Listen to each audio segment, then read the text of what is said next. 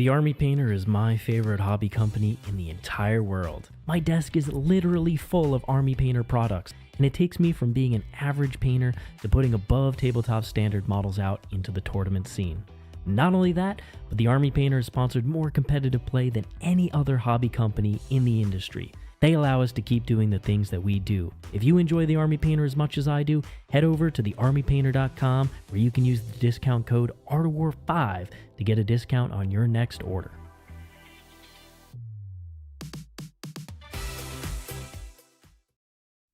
What's going on, everybody? Welcome back to the Art of War. We have a really exciting one here today, as John and I are going to be ranking all of the different armies in Warhammer 40k based on the new meta. We just had a balanced data slate. We just had some huge changes, new detachments, and so we're going to be ranking every faction in the game based on this new meta and where we expect them to kind of fit. Ooh, buddy, it's a tier list Tuesday. And you know, this is our favorite type of tier list Tuesday. This is the tier list Tuesday where we help sponsor a bunch of other channels making content.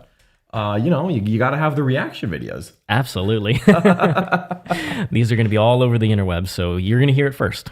Absolutely. We're really excited for this one. The last balanced data slate came with a couple surprise new detachments, but, watching them continue to fine-tune the game, the meta, it's been really fun, and we're really excited because I think the game is pretty darn fun right now. I'm quite excited for current modern 10th edition Warhammer 40,000. You just got back from a GT this weekend using the new update. 100%, yeah.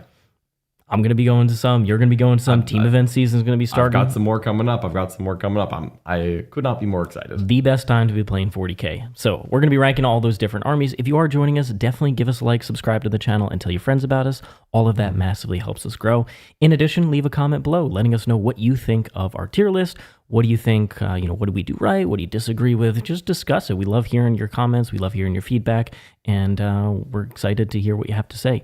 In addition, if you want to see content for all these different factions, high-level competitive content, breaking down these armies, competitive lists for them, and competitive battle reports, check out The Worm at theworm.vhx.tv. There's a 3-day free trial. And in addition to that, you also get access to our awesome international Discord community. And on top of that, coming up very soon, starting next week, is going to be a Streamhouse RTT where we get a bunch of Art of War coaches together. Yes. We're going to be playing some top-level games, and you can get all that. Some of it's going to be on YouTube. Most of it's going to be in the War Room. So definitely check out the War Room because you're going to get some top-level competitive games in this new meta, showing a lot of these strong armies. Absolutely. And, that free trial in the description, best way to catch up on War Room content. If you haven't seen it before, now's a great time to join.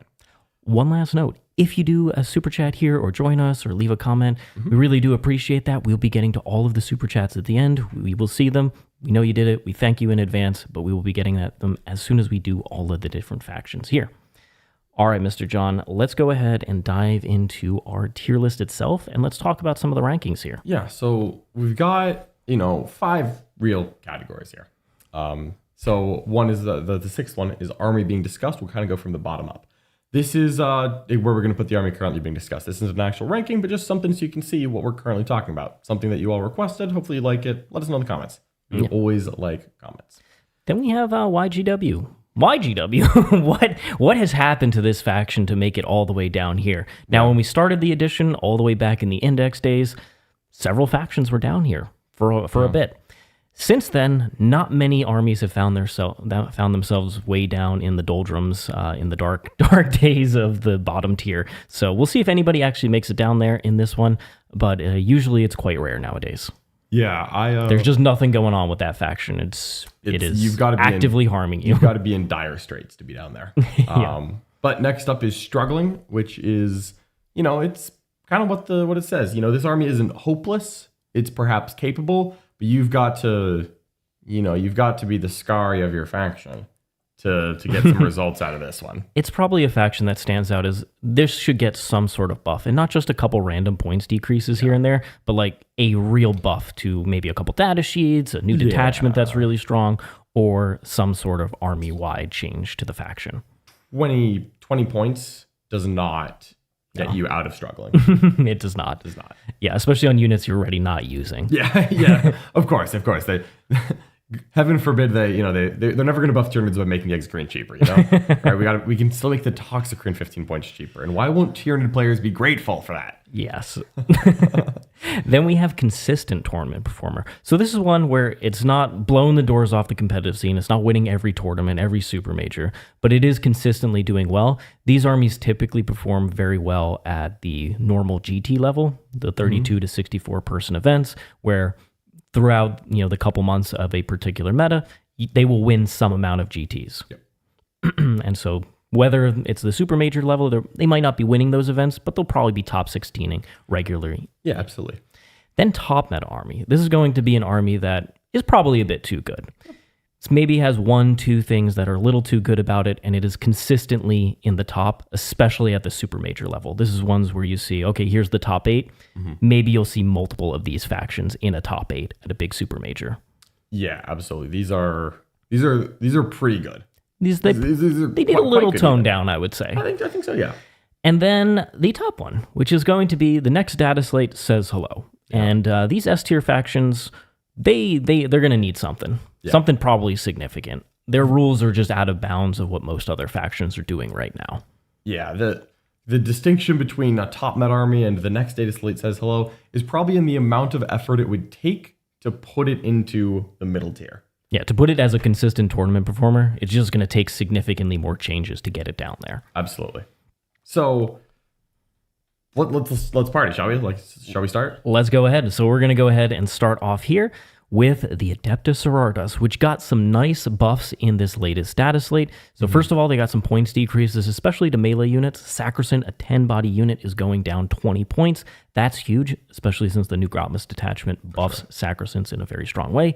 But also they had a big change to some of the nerfs they previously received, which is that now their Miracle Dice are generated when any unit dies, instead of if a unit dies in this phase, you get 1, even if 4 or 5 things died. Yep. Now you get 4 or 5 Miracle Dice. Immediately back to that part was back to what it was. I actually had a chance to play against Sisters of Battle this past weekend. They do generate a real amount of dice once again. Yep. And this is huge because a lot of the detachments, whether Hallowed Martyrs or the, I think Champions of Faith is the Grotmus detachment, those ones have additional rules where if you discard Miracle Dice, you get some awesome bonus. You have to have them to use them. If you have none, if you have a 6 that you can use on a charge and like a 5 that you want to use for something else, you're not also throwing those away to get a particular buff. It's a hard choice. Yep. Now you will have the extra ones to discard.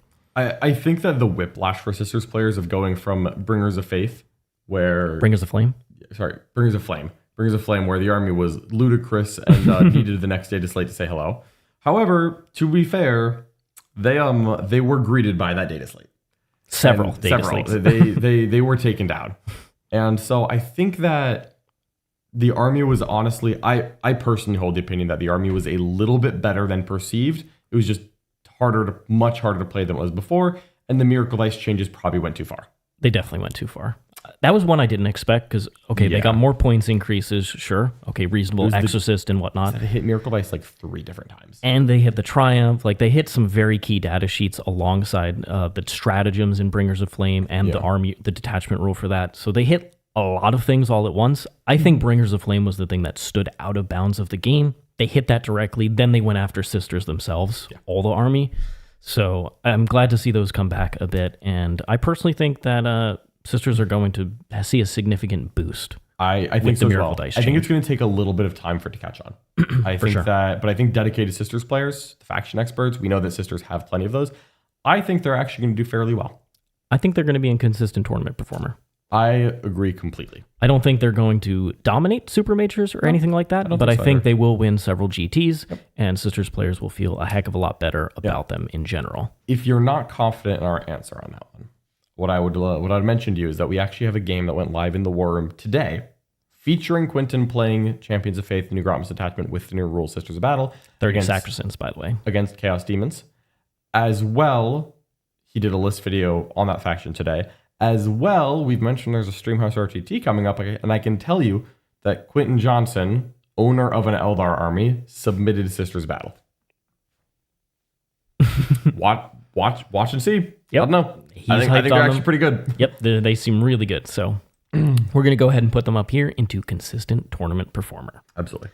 Next up, the Golden Boys, the Adeptus Custodes, who received a brand new detachment, Lion of the Emperor. And this might end up being one of or their best detachment, frankly. I think it's their best detachment. It is really strong. It has a great detachment rule. It's got some of the best enhancements you'll ever see, and then it has a suite of very, very strong stratagems. It definitely leans heavy on the infantry style of Custodes, unlike the Solar Spearhead, which is a lot more Dreadnought heavy and was nerfed. And then it's kind of competing with Shield Host and Talons of the Emperor for that dominant infantry style among the Custodes players. Absolutely. I think that the Solar Spearhead nerfs do take Solar Spearhead from the best detachment to second or third. For my money, I think it's Lions, then Talons, then Solar Spearhead. But I could still see reasonable. after some testing that maybe Lions is below Talons. I could see that going either way, truthfully. So it's an army with multiple competitive detachments. Yep. It won the World Championships with Talons of the Emperor. Hasn't been nerfed since. Has received a couple small increases. So Blade Champions went up 10. The Wardens for 4 and 5 mans went up 10. But Custodian Guard went down 10. Yeah. That list might have gone up like 30, 40 points. Something like that. You have to cut a Witch Seeker unit or such. But ultimately, the army is still roughly around the power level of this is one of the better armies in the entire game. And with Lions of the Emperor being probably their most competitive detachment, this is quite a boost for them, in my opinion. They got some points nerfs, but I think the detachment itself is going to do quite a bit of work for them. I agree completely. I think Custodes are in a fantastic spot. Something that I think we should mention now. Yes. We should have mentioned it before, Sisters, is that the way that we are ranking these armies is on their highest potential. We are not just ranking an army on what is its win rate. We could order these armies in order of their win rate as soon as StatCheck updates that, but we're not going to. And the meta is brand new. Win rate is completely irrelevant. Anything can happen. We are ranking this under the assumption that an experienced veteran of the faction, a really good pilot, is playing the army. So it's not necessarily, there will be certain factions where we maybe rank higher than you would expect because we believe that they perform extremely well when piloted well, not just for everyone. And we will make that determination off of the peak of the army, not the average of the army. That's how we're going to be ranking these things. Absolutely. So with that being said, I think with Custodes having an absolutely fantastic suite of rules, particularly this new Lions of the Emperor detachment, and having really good archetype, whether it's the Warden archetype, whether it's more MSU overall, or whether it's Dreadnoughts, I think they're clear top meta army, personally. I fully agree. I think they are one of the better armies in the game. They're great. They're really if you're a fan of Custodes, this is one of the best times to be playing them. Yeah, they do have weaknesses. They are not perfect, but strong army. For doing relatively well for a while, they have escaped unscathed really with changes in my mind. I think, like Wardens went up 10 at the same time that Guard went down 10. And that's fine. Maybe you go from 1 Guard, 3 Wardens to 2 Guard, 2 Wardens, and that's completely fine. One of the interesting things about Custodes in general is that it's an easy army to access, but one of the things holding people back has been that typically you want 2 Caladius or some amount of Forge World models. Yep. And with Lions of the Emperor, you don't need to run any of the Forge World models, which is fantastic for them. I do think Lions is a good accessible detachment for everyone. All right, next up, we have the Adeptus Mechanicus. Mm-hmm. This is one of the armies that did not win a GT in the post-Grotmus era. Yep, it has that 3-month period before this data slate. And the only 2 changes they received was 5 points off of Dominus and 15 off of Call. I didn't even realize the Dominus went down. He went down 5 points. Good for him. He's still more expensive than the Manipulus, his much more popular older brother, or younger brother, because he's a newer model. But so those are the only 2 changes. And I think one of the things we've seen is that people were really hyped on Halo Screed Battleclade, which was the Grotmus detachment for AdMech. Mm-hmm. It is the second best AdMech detachment. It's a cool detachment. It's a cool detachment. It didn't really fill the gap that AdMech needed, which is they didn't need another Trixie-ish detachment. They needed like a damage detachment. Like, wow, okay, units hit in this detachment. And you can get something to hit with crit 5s, but a lot of the units just don't really crit 5s like other armies do. And so ultimately, AdMech still has its same suffering problem, which is that you have to be awesome on move blocking. You have to throw trash out there. You got to slow your opponent down. You got to stop them. And that's really hard to do because if you mess up one time, you are going to get run over because the army doesn't have the damage output to kill like 15 Wardens in their face or something like that. Yep. Something that these top meta armies are going to put out there. So I have personally felt, I was surprised not to see more for AdMech in the last data slate. And even though I think the army can punch above its weight class with perfect play, it is really hard to do perfect play. It is. And I think AdMech typically is going to be an army where as soon as you get really experienced with it, you start realizing the amount of work you put in to do well with AdMech compared to another faction is just out of whack. Like the guys always joke about it. When I go to a tournament and I'm playing, it's like 2 hours, 55 minutes into the round. I'm finishing up my game. Everybody's been done for 50 minutes. It's like, yeah, that's just AdMech life. I got to roll out these strength 3-0 AP 1 damage weapons because every wound matters. Yeah, AdMech's not hopeless by any stretch, but it's difficult to play. And it can be very punishing when it goes wrong. And it can go wrong with bad positioning, which is a very easy mistake to make. You do have to be very good positioning to play AdMech competitively. As well, frankly, AdMech can't always survive a bad swing. Sometimes you just say, oh, well, I think I've positioned this perfectly. Let me shoot my strength 3 unit. Wow, I rolled 70% 1s, 2s, and 3s this one time. And now there's a couple of elves alive. Where on average there wouldn't be. But I didn't reroll wounds. I just rolled, 3 ups into 4 ups, and I rolled badly. And then AdMech can just get rolled. And you can suddenly be like, oh, I'm suddenly in a bad spot. Yeah, they're one of the armies that doesn't really scare opponents that much, which is why you have to actually be preemptive in blocking them. Yes. And that can be very hard to do consistently over a big event. Yeah. I personally think that they're in the struggling category. I would agree. I think that they are below the average line, unfortunately. I think they're just missing one set of buffs, whether that's the data sheets, a sick detachment, change to the army rule to make it more accessible. Something needs to happen to AdMech because ultimately the data sheets are kind of just poor, at least the damage ones. It'll be interesting to see if the detachments get added to every balanced data slate from now on. I'm curious to see if that will pan out. Now that we're like, okay, 2 in a row, you could start wondering, all right, well, maybe in June or July. Actually, John, I believe in the Warhammer community article, they said that this was going to be a consistent thing. I didn't actually read it. Yeah. So I believe they have said, now it might not be every single one, but they said they will consistently put out more detachments for armies. I mean, hey, and I think AdMech should be, easily top 3 on that list. Candidate, along with, like my armies. I want a Rough Rider detachment, Richard. A Rough Rider detachment. That would be sick. I don't want to deny you that. So let's go ahead and move on to Aeldari here. This is an interesting one. Okay. So balanced data slate. Balanced data slate did nerf them on points a little bit. And Azurman specifically, which was obviously highly necessary. Azurman with Dire Avengers, a terror on the tabletop. Very interesting because the Aeldari story has been fascinating to watch. On release point, like rules were first leaked. Everyone thought this book was going to be broken. I also thought this book was going to be broken. I think it did not come out of the gates quite as hot as people anticipated. It was good, and it is very good. Yeah. But it was not broken, game-shattering broken. The way that people thought it was going to be. It wasn't game-shattering broken. I think it was around 57%. There was a lot of detachments that were above 50, but it wasn't, 65 plus where it's just winning every event. It was an army that was very good. It wasn't just like rewriting the game or anything. And so we saw the balanced data slate. Something like an Aspect Host list lost maybe 60, 70, 80 points, and something like a Ynnari list lost like 40, 50 points. Not huge, but impactful. You notice. A unit goes away. Yeah. Or you get a worse unit and then one unit. Right. If you replace a Fire Dragon squad with like 5 Rangers, that is, interesting. So with Aeldari now, I think Ynnari are very clearly the top of Aeldari. I know that they had the highest win rate of all the Aeldari detachments going into the slate. They did not receive any rules changes. They also received probably less points changes than what I would say was the second best one, Aspect Host. Mm-hmm. In addition to that, I can just point at like a tournament I went to this weekend where, we used the new balanced data slate. 4 of the top 8 armies were Ynnari, but none of the undefeateds. They were just 4 and 1 Ynnari players. It's a good above average army. I think it's a top meta army. I do not think that it is earth-shatteringly broken. I think it is one change away from being perfectly fine.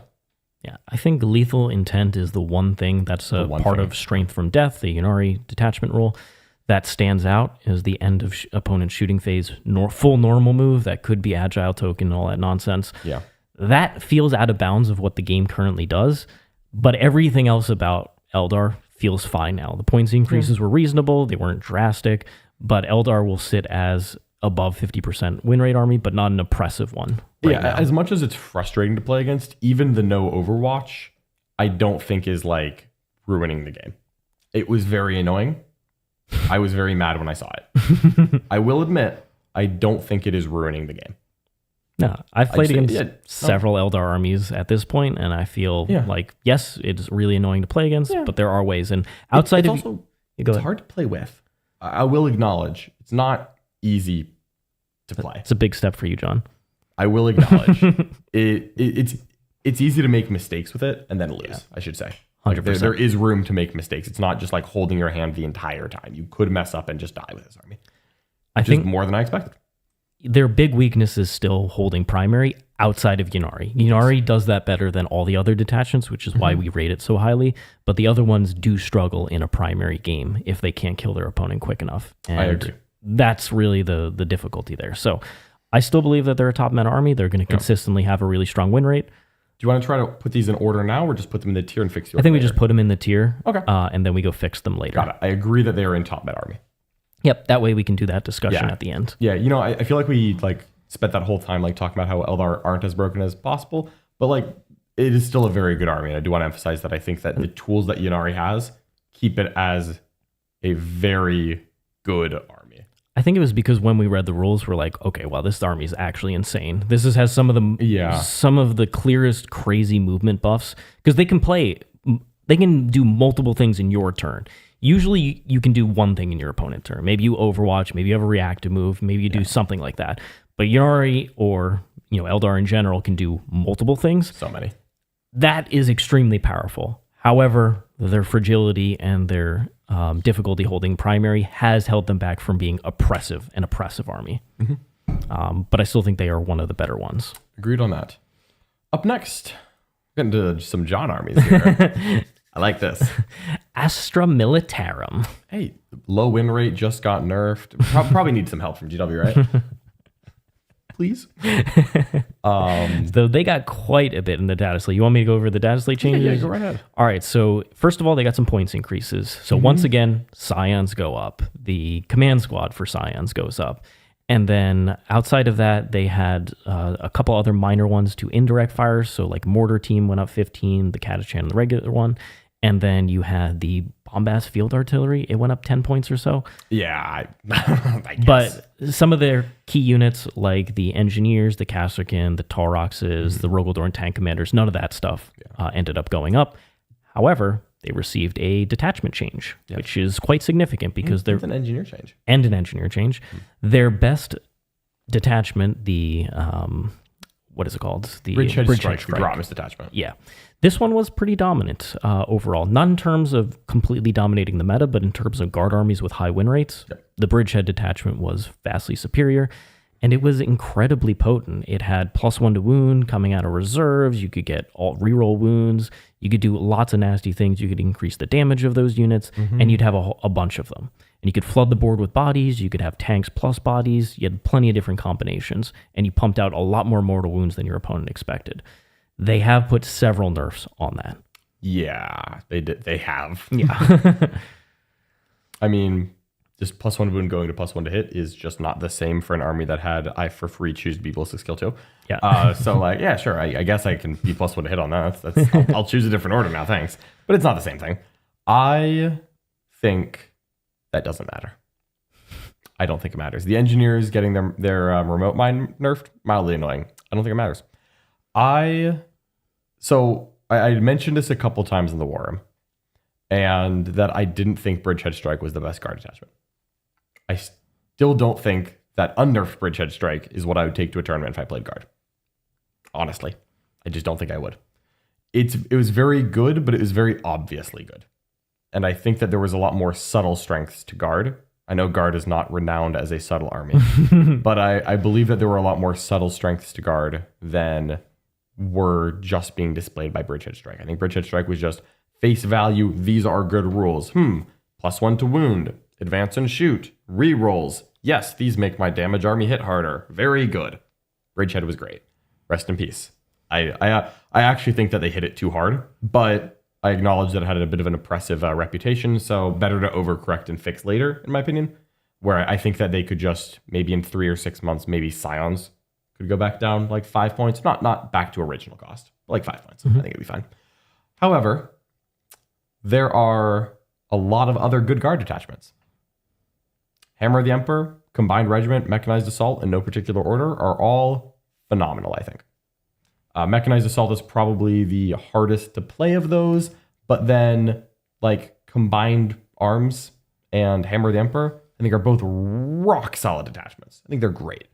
It's entirely possible that I would just play the refurbished index detachment of Combined Arms if I went to a tournament with Guard right now. They're really good. I mean, basically, in your opinion, a big part of Guard right now is cheap mortal wound bodies in transports that are super cheap and fast, and you have tanks to back it up. I don't have a list in my app that does not have 30 Khazarkin and 3 Toraks. As like a bare minimum floor, every list I write has that. Admittedly, it's just good. My Bridgehead lists did not have that, but my Bridgehead lists have been deleted from my phone. Sorry, I'm not playing that detachment anymore.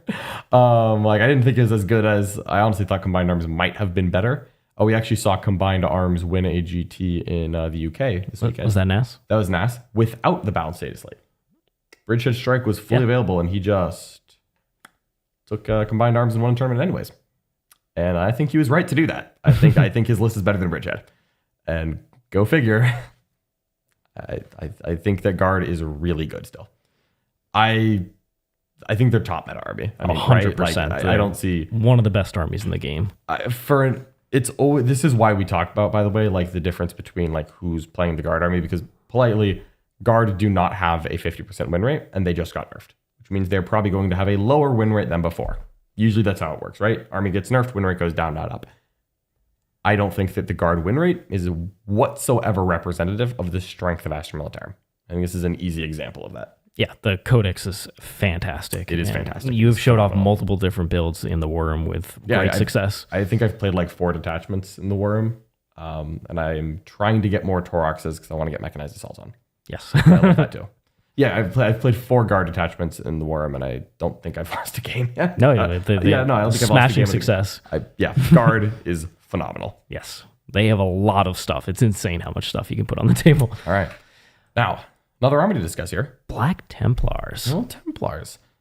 Space Marine variant. I don't want to, kind of the Imperial Fist successor. They were very popular earlier in the edition. And so they have taken a couple of nerfs across the edition, and they have added up, is my read on this. When we look at all of the armies that are not getting +1 to wound for Space Marines, you have to really do something special to justify not being +1 to wound. Mm-hmm. And I think that most of the things that made Templars special got nerfed before +1 to wound got put in, and GW hasn't walked those nerfs back in the new context of Space Marines. And what you're speaking of is, first of all, a lot of their vehicles are priced higher than the Space Marine ones because they come with an extra multi-melta, and there was an oppressive Ironstorm build with Black Templars early on. Then there was an impressive Primaris Crusader spam build with just bodies all over the table. So their characters and their units went up. And since that point, none of that has been rolled back a bit, maybe like a couple drops here and there, but essentially they're kind of sitting around the same spot. Basically what Black Templars does specifically well is cheap but hard-hitting character inside a Sword Brethren unit that pops out of transport and smashes you with +1 damage.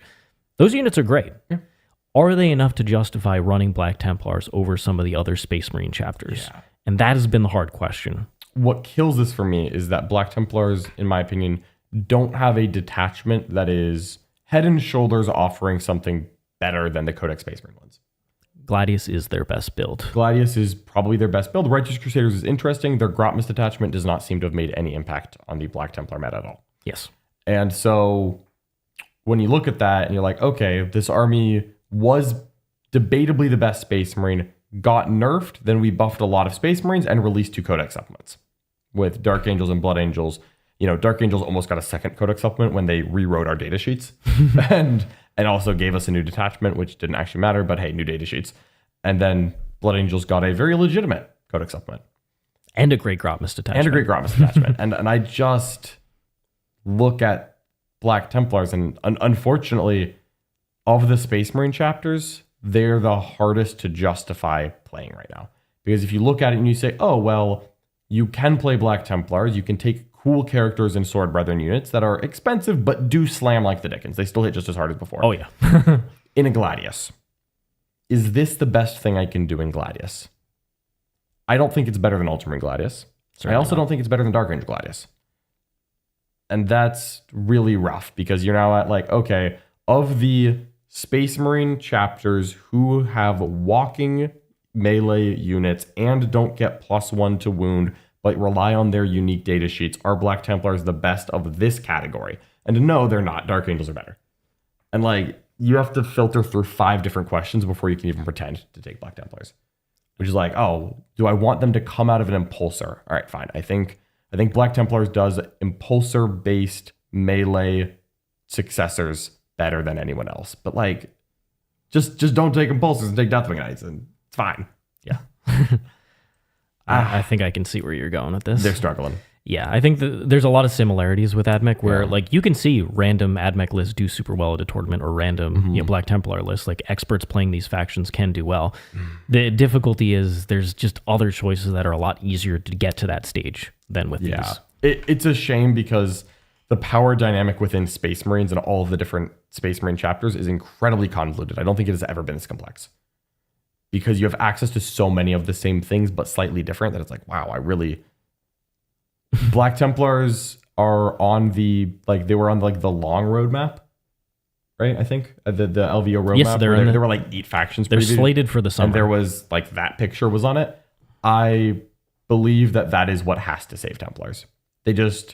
You can't just say, oh, they were too good, so we nerfed them, and now they're bad, so we're just going to make them exactly the same as when they were too good. We can't do that. They need something. They need to be unique. They need to be different, and they need more detachments. The other reason I'd put them down here, in addition to all the ones that you mentioned, is that they are one of the hardest hit factions by the nerfs to generic Space Marine units because none of their stuff has gone down. So the ballistas going up, all the different regular Space Marine stuff going up has hurt them additionally. Yeah, the fact that they have to pay the same points for a Vindicator as Ultramarines is like, oh my god. A 175-point Vindicator in Black Templars was very reasonable and did not need to go up. I acknowledge that in Ultramarines it did. Yep. +1 to wound is a huge buff. But like, as we have seen with Ynnari data sheets, I think, bluntly, that if you give a unit different rules, you got to give it different points cost for those rules. Absolutely. I don't see another way around this for the current system. Next up, more Space Marines. Blood Angels. We mentioned them just previously. Blood Angels got in a fantastic Grotmus detachment in Angelic Inheritors. Jack Harpster finished 3rd place at LVO with them, doing fantastically. They also had a previous playstyle called Bloodless Angels that tried to access the +1 to wound. That Games Workshop has axed, so it is no longer existent. So you either have the Angelic Inheritors version, more MSU, trying to get all those efficient rerolls and damage activations, or you have the Liberator Soul Group, the lag, which typically runs a couple bigger units that slam really hard and has some mix of shooting, probably Vindicators and some nasty combat units. I think both of those builds are quite legitimate. Where we saw that Black Templars, we talked about how it's hard to compare it to other chapters and find a reason to play it. Blood Angels, you can make an argument, are Blood Angels better than Ultramarines, yes or no? And you could argue that Ultramarines are better, and I would accept that, frankly. But Blood Angels can do something that Ultramarines can't. Whereas, and this is why we're going to put them very differently from Black Templars. Whereas I don't think that Black Templars can make that argument or they do anything better than Ultramarines. Blood Angels do things better than Ultramarines. They have 2 legitimate detachments that cannot be accessed by any other chapter that are very good. And the detachments are what is making or breaking the successor chapters right now. Absolutely.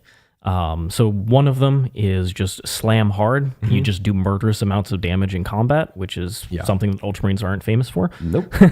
And then the other one has a whole boatload of shenanigans all put together in MSU efficiency. And different shenanigans than what Ultramarines have access to. Yeah, Sanguinor, unique ones. Sanguinor doing all sorts of crazy stuff.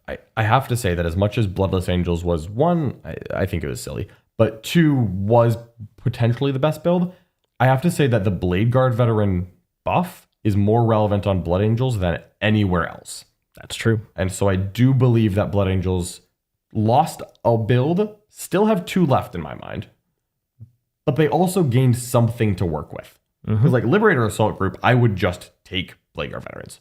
I wouldn't even question it. They're the same cost as an Intercessor squad. Yeah. They are 4 up invuln, great. 3 wounds apiece. Great. Yeah, in especially in Liberator. I think Blood Angels are quite solid right now. Do you think they're top meta army or a consistent tournament performer? I lean towards top meta personally. Yeah. Put them there. We're going to decide the order, and when we see these final tiers, we might make an adjustment. For me, they are straddling the line. Whereas I would say that the 3 things currently in top meta army are all things that I'm more confident in being in that tier. Blood Angels are probably closer to top meta than they are to consistent. Okay. Yeah. We'll come back and reevaluate when we get all of them on the board. Next up, Chaos Demons. All right. So this is demons where we're breaking them down a little bit, right? Yep. Okay. So this is going to be Shadow Legion and I forget what the name of their index was. A demonic incursion. Yes, that one. But we are going to actually rank the gods separately because they all have different attachments now, and it's kind of fun. More than most factions, people like playing the demons in their gods, which I can respect. Yeah, absolutely. So we're going to rank all the gods differently, but this is Demons Undivided. Okay, so Demons Undivided, they got some points increases in particular because a lot of their data sheets changed, especially some of the Nurgle ones. They changed a decent amount. The Slaanesh ones changed quite a bit. A couple Khorne changes, a couple Tzeench changes, but their index was effectively rewritten. And with that, you have things like a Toughness 13 Great Unclean one that can be 4 up Pheno Pain through the enhancement. The enhancement did go up. The Great Unclean one went up. It's still really durable and annoying to deal with. You have 6-inch charges out of reserves, which you can put bonus on. Yeah. It's very, very strong. And then you now have a new detachment called Shadow Legion, where Be'lakor is an absolute beast of a unit. He went up 50 points, but he got huge upgrades. Had to convince Nick on that one, but he believes now. Huge. So Be'lakor is amazing now. And then in addition to that, you have a detachment where you can take some of the best units in Chaos Demons. A lot of the Khorne units are really good because they get access to Advance and Charge. But you can partner them with some very good Chaos Space Marine data sheets. Yep. And you have great enhancements, Fade to Darkness. You have the Scout move. You have the ability to go back into reserve after you kill something. Some really good stuff going on with the Shadow Legion. I believe demons have received some significant buffs, frankly, between the data sheets and the new detachment. I would agree. And, just the new data sheets, like Fleshhounds going on reserves, it can't be understated. They're just good. They're Nurglings, cheap. They went down in points. Nurglings going down. Their aura is only engagement range, but then you got, it's like for 90 points, you can get just a 9. A 9, you can give them +1 toughness, make them super annoying, flood the board with Nurgling bodies in front. There's a lot of options, I think, right now for Chaos Demons. And so they definitely feel better than they did going into it as a whole. This is Undivided Demons. It feels much better than it did before to me. I still a little bit question whether or not it is breaking through to the next level. I think it's good. I'm not yet convinced that it's great. And I think that's totally fair. I think it's fair to be cautious because demons have had some struggles throughout the edition, especially in terms of damage output. And once they're in your opponent's face, being able to survive outside of that Great Unclean one, they can have a bit of a problem there. So I think it's perfectly fine to be cautious. I do believe that we are going to see GT winners with Shadow Legion. I do believe possibly that. Still the Demonic Incursion as well. But I think this is the best place demons have been in the entire edition. Undivided ones, I agree. Yeah, undivided ones. Yeah. I think they're probably going to end up being over here. I would agree with that. Yeah, I was a little worried we were going to try to put them in top meta army. I just don't believe that they're there. I don't believe that there, but I think that they are. We'll see. It's possible. No longer struggling. I think they now have at least 2 good, interesting detachments. Games Workshop did a really, really nice job with the Demons Index here. Yeah, and we can also, frankly, we can kind of pretend that Shadow Legion, is actually a Khorne detachment. It's the best Khorne detachment, in By fact. All right, next up, we have the Chaos Knights. Tell us about Chaos Knights, John. Chaos Knights, it feels like they haven't changed in 6 months, and yet they keep getting better and better. Yep, the meta has come down around them every single time. Every single time. Chaos Knights suddenly are really emerging to me as a very good and interesting detachment. Again, like my Chaos Knight list has changed like maybe 10 points in the past 6 months. Where I just like, let me change an enhancement. All right. I'm going to replace this one Nurgle character with a Beast of Nurgle. Okay. That's what I'm doing right now. I have been quite happy with Chaos Knights. I actually just played a game with them yesterday. That's going to be streamed on our channel later this week. I think that they are really in a good spot because they are still achieving the right saturation of hull spam to potentially overwhelm people, but they still have enough tricks to be cagey. I think that the Traitorous Lance is better than the Cultist attachment. I waffled on a little bit, but I've come back around to the Traitorous Lance and the fact that I like it. And I'm kind of digging where Chaos Knights are at right now. Yeah, this is the first time that none of the War Dogs have switched places, where they've increased the points on the two really good ones and then decreased somewhere else that really didn't end up changing too much. Mm-hmm. They're just sitting there as the meta keeps coming down around them. I think this is the best meta for Chaos Knights in a long time. I agree. This is since early 10th edition. I think this is the best Chaos Knights have been. Early in the edition, Brigands were like ludicrously cheap. Like, wait, why is this the cheap one? Were they 140? Maybe like 150, maybe like 145. I don't remember. I remember that they were too cheap. Yeah, we looked at it and we were like, oh, you just take these. You just take 6? I just take 6. All right, I'll just take 6. I think they're a top meta army, honestly. I think they're better than like any of these consistent tournament performers. I think they're quite good. I think they're going to continue to win tournaments. I think they have a real legitimate value on a team. Even 5 or 8, I think you could take Chaos Knights. Just a big fan of where Chaos Knights are at. One of the things that you'll look at the top of the meta, and this will inform some of our other decisions, is that for a while, the top of the meta had been like ludicrous anti-tank, where the ability to kill like 4, 5, 6, holes in a turn. Yeah, sure. That has come down a bit, I would say, overall. I agree. And now you're looking to kill like 3 of things, but you have more mission play and more screening or more tech choices, more tools overall, instead of just, I have outrageous damage and that's what I do. Like those Ironstorm builds of old and stuff like that doesn't really exist in the meta right now outside of a couple specific things. Agreed. There's always the chance that a knight army runs into a bad matchup. That is a thing that exists. But there's just less chance of that happening. There's less chance of that. And also, and we're ranking Chaos Knights as a standalone, by the way, not as an ally. But I think that's just not a problem for Chaos Knights right now. I think they're really good. There's always a few bad matchups that can happen, but they're in a really good spot because you can still choose whether or not you want to stat check people or play the long game. And so if you're comfortable running the stat check and you find someone you're like, oh, this Ynnari list does not have the mustard. If I deploy 13 dogs on the line, stick to my home objective and run, I don't think they've got it in them. You can just do that. And when you see that you have the opportunity, you can just play like that. Or you can be like, you know what? I think this Aspectos list would hurt a little too much if I tried this. Or this guard list or this thing.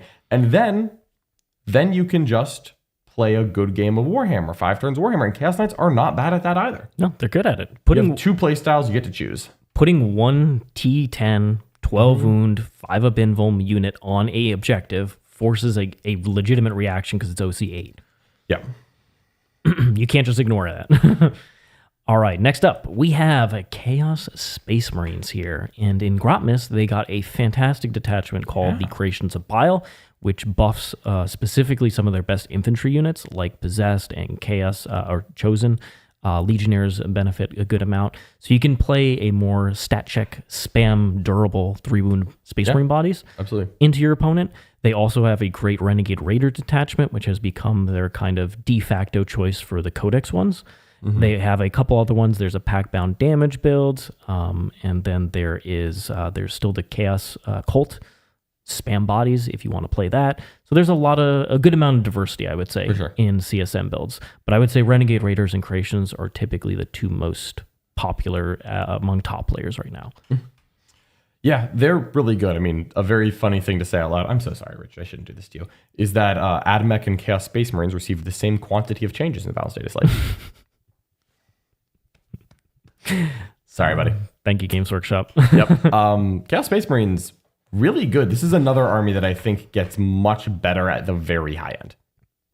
Absolutely does. Where like Chaos Space Marines, I think have gotten buffed since Liam won LGT. Yeah, I don't believe they've received. I don't believe they've received a nerf since then.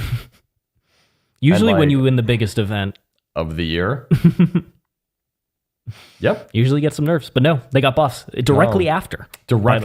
And then since then, and people still aren't even playing Veterans of the Long War. People aren't even playing it. It is not considered to be one of the 2 best detachments that this army has. I didn't even mention it. Yeah, it's like it might be the 3rd best attachment I think Renegade Raiders and Creations of Bile, I think I would agree with it, but I believe those are generally regarded as being stronger. Yes. And I think Veterans is third. And the data sheets are a little too cheap, and they all hit hard across the board. They don't hit hard the same way that Space Marines hit hard, because Space Marines hit one thing really hard. Chaos Space Marines punch above average into every single thing you have. It's a different kind of hitting hard. Yeah, absolutely. You know, and it's genuinely very interesting to see the two different, you know, sides of the Space Marine coin, and that they're doing it in an interesting way. But I think Chaos Space Marines are great. They're still really good. I think Creations of Bile is very strong. I think it's a tournament winning 240 army. points for 10 possessed that are going to be -1 to hit, possibly cheap. extra toughness. Actually, that just stayed at 240. It was like, what? So- we're just keeping that at 240? Are we not seeing any of the 30 possessed builds out here, Games Workshop? we're good with that. Does that All not right. exist out there? Cool. Because the thing is, those builds are especially amazing on UKTC format because the two L's in the center are literally in the middle of the table, John. Yep. They're like 2 inches from the center objective. You can just walk into your opponent's deployment zone with advance and charge. Yeah. Yeah, you can. And, you know, it's not like it's an oppressive stat check. It's the kind of stat check that many people can kill. But then you don't have to play it as a stat check. The best stat check lists have a plan B. Mm-hmm. You know, it's not like, oh man, I deployed my possessed on the line and went second against guard. Guess I lose. Like, oh, my opponent's playing guard. Yeah, let me not do that kind of stat check. Mm-hmm. Plan B, activate. We're going to play KG, trade over the objectives rather than just run straight at you. Totally fine. I wouldn't want to run into the battle cannons either. But then you play against transport guard. You're like, ooh, you don't have that much damage 3. You got a lot of damage 2. You like lean forward a little bit. Start pawing the ground. Go. Top meta army? Top meta army. Boom. They're good. They're real good. Next up, Dark Angels. An army near and dear to your heart. I do love me some Dark Angels. Dark Angels are, you know, a successor chapter, and we've already talked about this with Blood Angels and Black Templars. They are. You have to ask the question of, is there a reason to take you over Ultramarines? Do you justify your own existence? Dark Angels do unique things that you can't get anywhere else, where you do get awesome data sheets like Deathwing Knights. You have some good alternate choices like, Inner Circle Companions and Dark Shrouds that are quite strong. I think that the Ravenwing stuff is still generally a little bit below the line of I want to take it, but Samael is quite good. It's like Samael and 3 Outriders. Like you get very legitimate, this is something different from what Space Marines can take, and you get other good characters like Azrael and the Lion. Azrael is great. The Lion is cool. I don't think the Lion is worth taking, especially with the Stormlance nerf, which I think was the only thing keeping the Lion viable. But Azrael, Samael, very, very strong. So from that point, how are Dark Angels right now? Ultimately, they do take some nerfs here because generic Marine things like the Ballistas and the Vindicators went up, but none of their units specifically, as far as I'm aware, went up, which is good news for them because zero changes. They did receive quite a few increases in previous updates. They've been nerfed. Sorry. Let's look at their detachments. So there's a Stormlance build. There is probably their best, and then they have a Gladius build that is quite strong. You ran that extensively. Yeah. And then their Gladius and Stormlance builds are like the same units, by the way. Do you think Librarius Conclave does anything interesting enough for them? No. Okay. No, I do not. So they were basically going to revolve around those two detachments.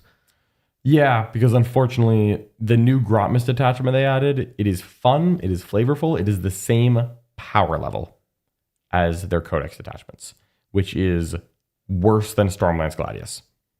You can find a different way. You can find a different way to be slightly tougher in melee or slightly tougher when you shoot me and to not have any access to advance and charge. And it's I think I would rather have advance and charge than 2 CP minus 1 to wound when you charge me. And then other than that, it's copy and paste things an option to fall back and shoot, a thing I can do in Gladius. An option, Armor of Contempt. An enhancement that I'm not really going to take, the same as every other Space Marine army right now, because Space Marines, shockingly, the Codex Space Marines just doesn't have good enhancements right now. Yeah. Maybe you've got everyone has 1 or 2, this is cute and I'll add it on if I have the points. Oh, I had to cut it. Oh, well. So the bully for a while we saw, 15 Deathwing Knights, Azrael with, Inner Circle Companions or, somebody, or Judiciar with them. And then either you build around a bunch of tanks around that, like Ballistas and Vindicators. But not as many fit as you'd like. Yeah, so is that archetype still a top meta army, really, is the question, because it was for a while. No, it's not. I love Dark Angels. They're my favorite like successor chapter, or like not successor chapter. They're my favorite supplement chapter. I think that they are, unfortunately, I see them as consistent tournament performer, but if I'm being brutally honest, the results do not pan that out. I think that Dark Angels are, again, better than the results are showing. I think that they are suffering more than anything from competitive abandonment. Which is that... This is the Space Marine problem? This is the Space Marine problem. It's that every army's win rate is composed of the win rate of everyone from their best players to their worst players. If you look at Custodes, their win rate is the average win rate from the best Custodes player to the worst Custodes player and everyone in between. That's what the win rate is. This makes sense. But for the best Dark Angels players to the worst Dark Angels players, the best Dark Angels players probably are playing Ultramarines right now. Because people who are trying to win more often, and people who are really optimizing their lists win more often than people who aren't, and making optimal decisions gets more success than people that aren't. That's just the nature of the world, right? You know, a football player who practices more does better than one who doesn't. Right? I would hope. Usually. I'm sure no amount of practice is getting me above Tom Brady, but that's fine. But that's just like Space Marines in general, because the armies are interchangeable. I see green Ultramarine armies all the time. I see the Lion on tables and be like, oh, sweet, you're playing the Lion? Nah, but the TO said I could proxy him as Guilliman. I'm like, hey, fair enough. Like, I don't mind that at all. That's the nature of the beast. But you look at the Dark Angel win rate and you say, oh, the very most competitive Dark Angel players have chosen to play Ultramarines. They are no longer in. And so the peak has it self-selected out of the win rate. And so the win rate's going to be lower than I think it should be. But that does reflect the position of Dark Angels. Dark Angels aren't bad. If you gave me the assignment of it, you have to play Dark Angels now, do as well as you can, I say that they're a consistent tournament performer. If you give me the challenge of play Space Marines, I don't know that I'm going to choose Dark Angels right now. And so, but we know you're going to choose Ultramarines, Sean. You just did. Yeah, you just did this weekend. I have, and I will again. It's unfortunate. I would like to play Dark Angels again. They're very fun, but they're not the best way to play Space Marines right now, and they do a worse job than Blood Angels of justifying their own existence. So I think we leave them inconsistent. I don't think that they're not in the same level as the struggling armies. Yeah, I would agree. Like, there is a difference between Black Templars and Dark Angels, for sure. It would be insulting to Templars to put them on the same level. So I will not do that. Next up, the Death Guard. All right, so Death Guard have been an army that's had its ups and downs. Early on, it had a lot of downs. It had some of the, some pretty poor rules overall, some not ideal data sheets, and they've gradually been buffed up. And they've been buffed multiple times, so they got some excellent rules. In addition, their Terminators especially have continued to go down in cost to where... Good heavens. Running a 6 unit of Death Shrouds is what, 220 points, 240 points? It's right in that ballpark. It's somewhere that you're like, okay, wow, we're getting a profile here. Yes, it's slow, but man, there's a lot of durability buffs you can stack on these bad boys. You deep strike and hit a 9, you're not slow anymore. Mortarian's like 300 points for his durability, and his auras are fantastic. He's quite cheap. He's quite cheap. So they have multiple builds right now. They have a Death Shroud Terminator-esque spam build built around Mortarion that throws a lot of durability, -1 damage, Terminators out there, and is really good in melee matches. And then there is a vehicle spam build with Predators, Blight Haulers, Blow Drones, all the different vehicles, the Mephitic Blight Haulers. There's some other one that I'm missing. For an Index the army, indirect fire tank. Death Guard shockingly have like 3 builds. And this isn't even counting their Grotmust detachment, which you could run for a Terminator variant of spam. Yeah, but like I think that there are 3 legitimate builds right now for Death Guard, which is stunning from where we started. Yeah. I mean, Death Guard tier was a running joke on this channel because Death Guard lived alone in the bottom tier for a year. A year. That is no longer the case. We'll not even pretend that it is. But yeah, like Hull Spam, quite good. Plague Marines, still pretty solid. Terminator list, quite good. They all have their unique problems. I feel like the Death Guard players, if they cycle between those, I know some Death Guard players say, I only play Plague Marines. I don't play Terminator spam, because they're very, gentlemanly about it. But then other times you can just like switch between them. Other players just do. I think at that point, you're just like calling a shot on what the local meta is going to be like at an event. Like, would I rather have the Terminator spam or the Hull spam? Because these will have different levels of success depending on what they play against. It's really easy to underestimate the damage output of Death Guard, especially when they have -1 save active. As soon as that hits your army, I don't care if you're Deathwing Knights, you're some of the most durable models out there. I mean, we had that matchup, Dark Angels versus Death Guard, and man, the Terminators just started to rip through Deathwing Knights once they threw in all those buffs that they can get. Whoa. No. I ended that game with 2 Deathwing Knight units and 0 Death Guard Terminators. Thank you very much. I had more Terminators left. One of the Deathwing Knight units is pretty beat up. I remember seeing Mortarion rip through several things. Mortarion did kill a few things, yeah. But like Death Guard can go toe-to-toe with some very good armies That's and true. very good data sheets out there, which is not something they could do at the beginning of the edition. Yeah. I think they're quite solid right now. I would say consistent Torment performer. Yeah, I think they have, like I said, I think they're better in melee matches than necessarily getting into firefights. But they can. If you bring just slightly less guns and they roll up with their tank spam and kill you, you're in for a bad time. But I wouldn't say that they're consistently up at like dominating super majors. There was actually a lot of Death Guard players at LVO that did well, which was interesting. But most of those had losses already. Yeah, that snuck up. I do also see a lot of Death Guard success at team events because there are multiple different SKU builds that you can put together. Yeah, each build has a weakness, and you might hit that at a random singles event. Yep. But in a teams event, you can just avoid that weakness and just jam it in there. And Death have Guard are wins. a great role player.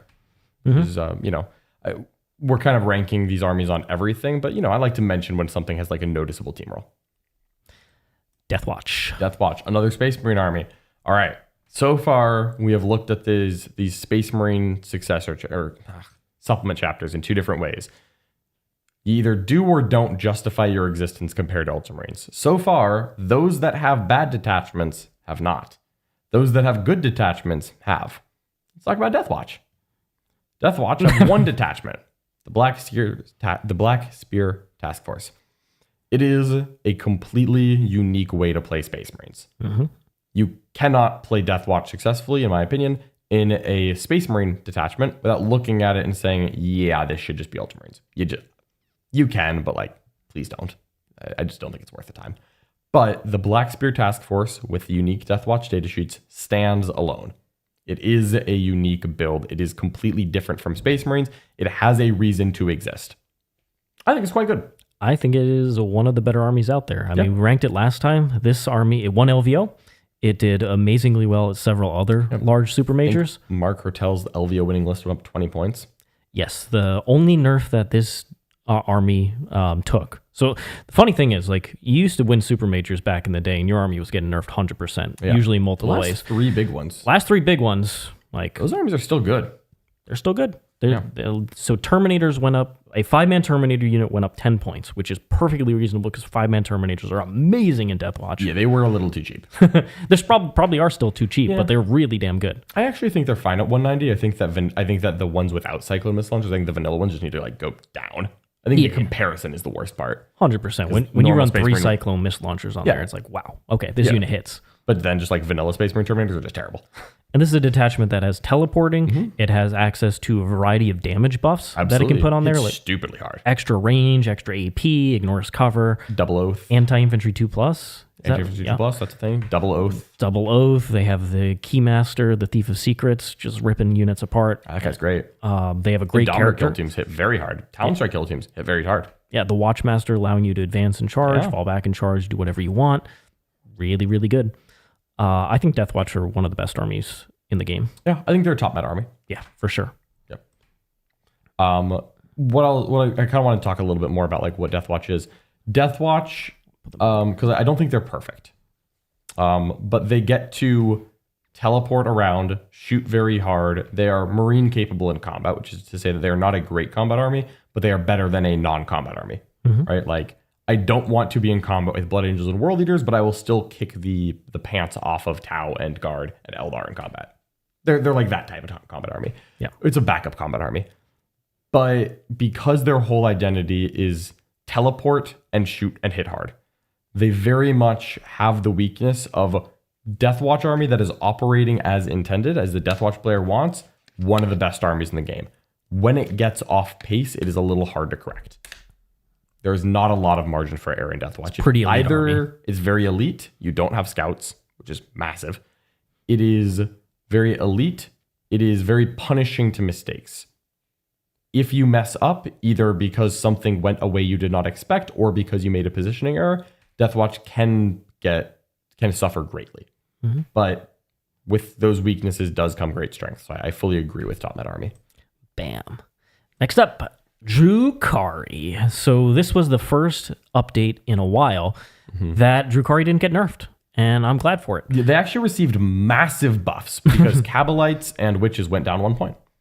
Per model. So Per model, yeah. 10 points for a unit, Massive not too buffs. bad. I mean, it matters because you actually run those units I know in you do. every single list pretty much, because you have Witches for Lelith, and then you have the Kabalites for your Court of the Archon unit. So at least every single list basically went down 20 points minimum, which is super nice. No other buffs anywhere else. Not too surprising. The Void Raven Bomber didn't go up. Scar, you didn't do a good enough job of getting it nerfed. Sorry. Yeah, Maybe next time. Maybe in the summer. But overall, Drukhari are probably sitting roughly where they have been, which is that this is a really, really hard army to play.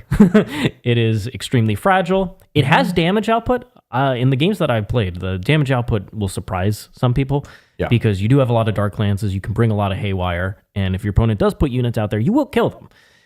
It's just how many of them do you kill in a turn if they try and stat check you? And then how much damage do you take back in return when you commit all your resources? Let's not talk about that. That is the big problem is this army, if it has to overcommit resources, can just fall apart. Because 100%. It is paper thin. Even more so than an army like Admech. Like Admech has more defense significantly than Drukhari. Drukhari is like T3 bodies that are just getting wrecked. So I think this is one of the harder armies to play out here, personally. And I agree with that completely. How do you feel overall about them?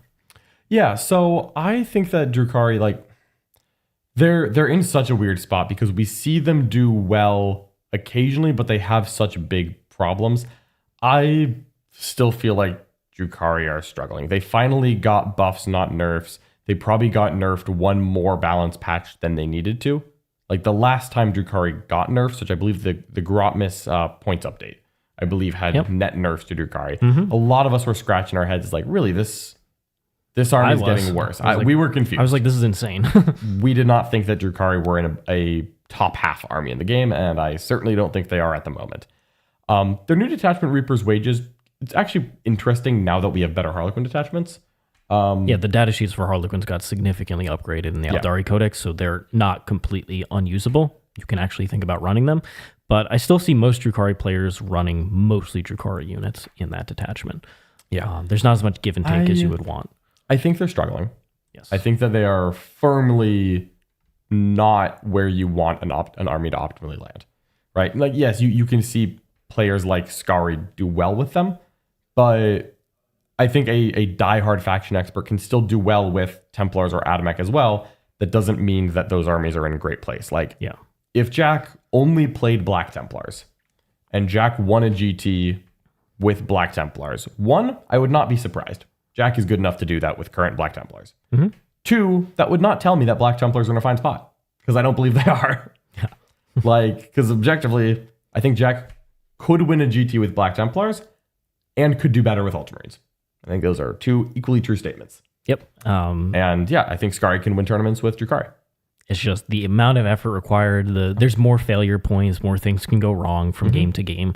And some missions are a lot harder. Like if I'm a Drukhari player, I really don't want to play Purge the Foe that often. That's a really extremely difficult mission to play. So, depending on if a tournament has those or not, you are just going to have a much harder time.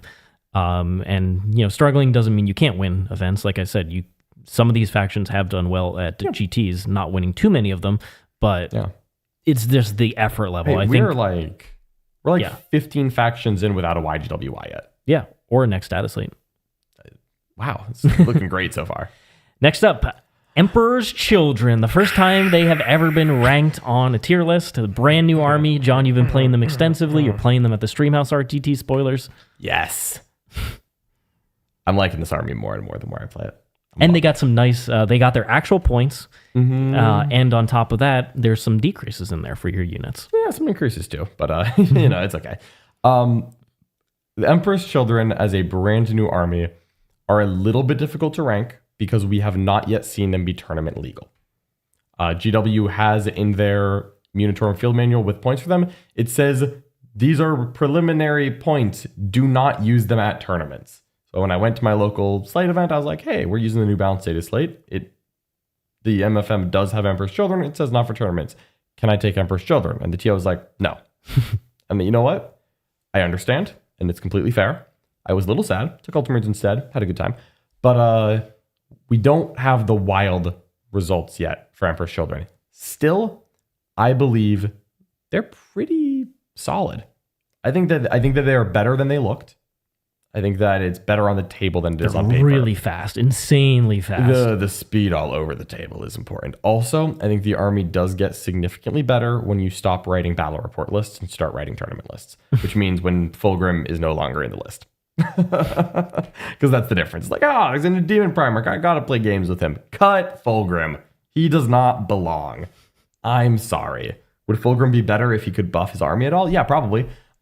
Instead, I'll take two Demon Princes and save some points. They're a flawed army, which, sounds annoying, imperfect even.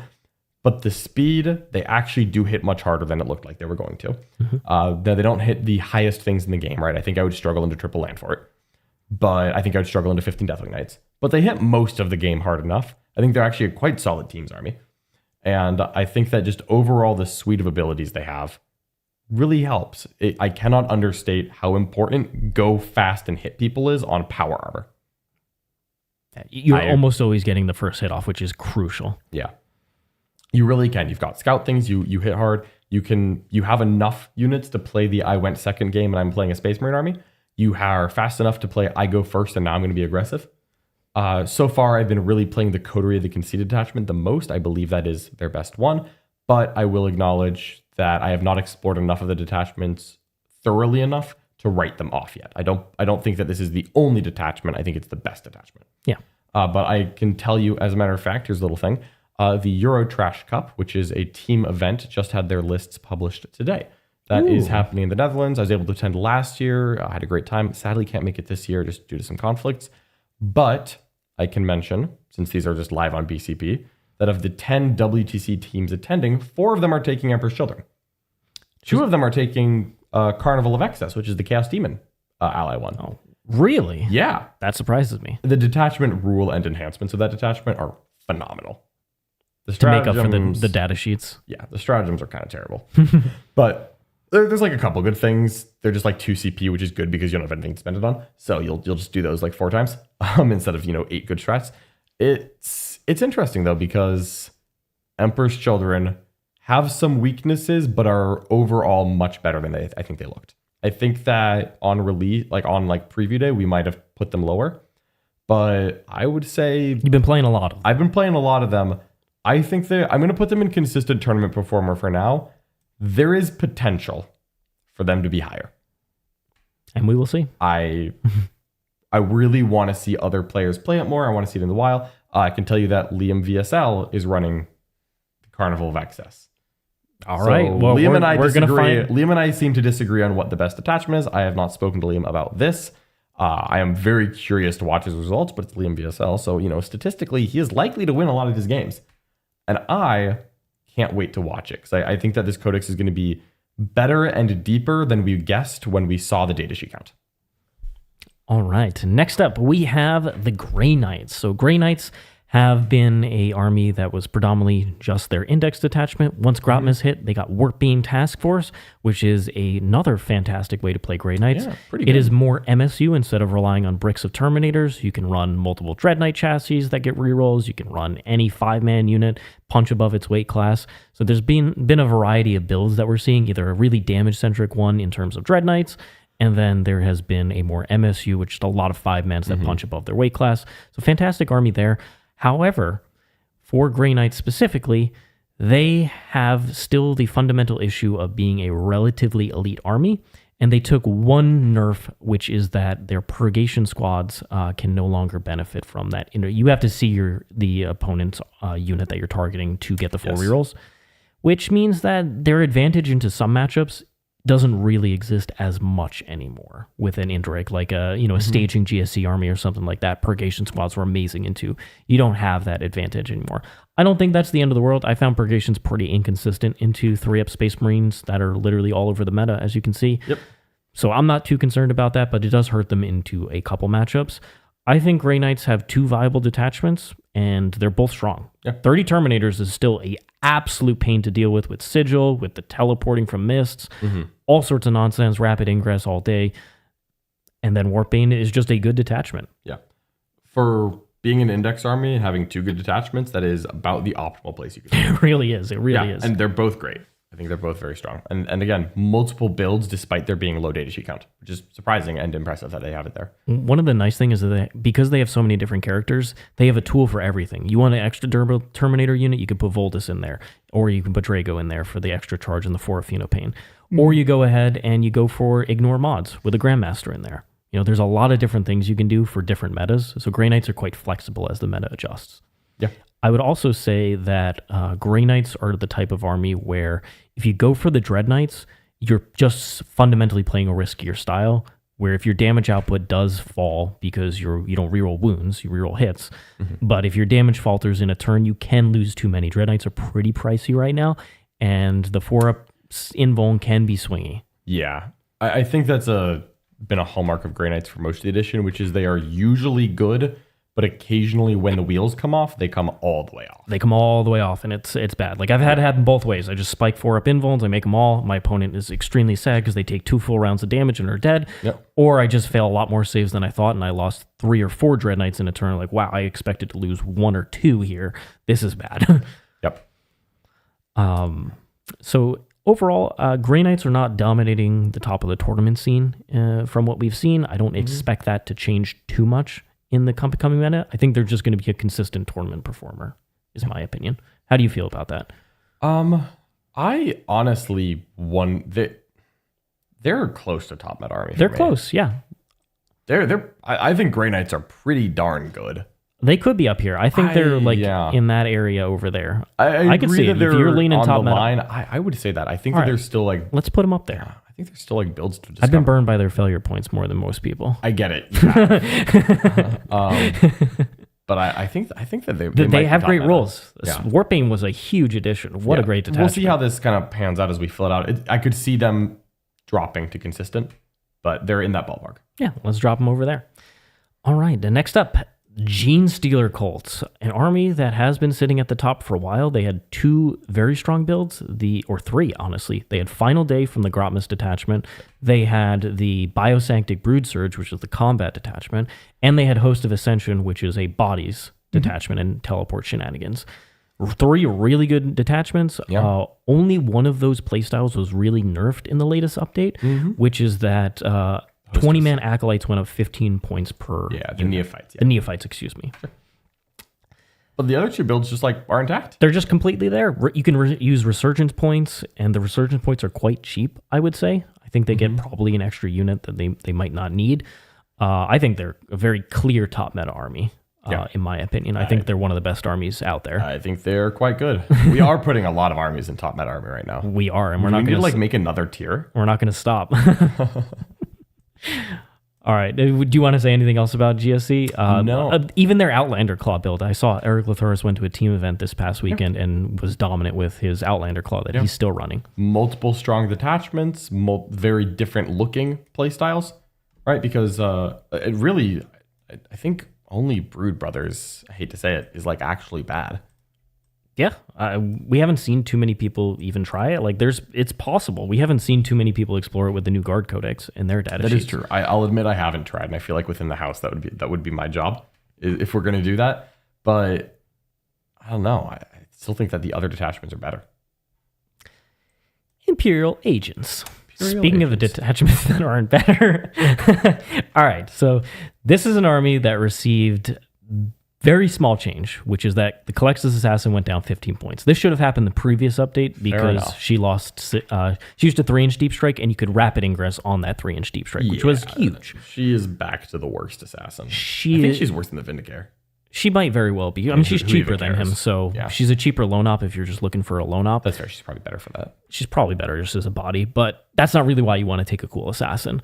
Now, Imperial Agents effectively have one competitive detachment, and that is the Imperialis detachment, the Imperialis fleet.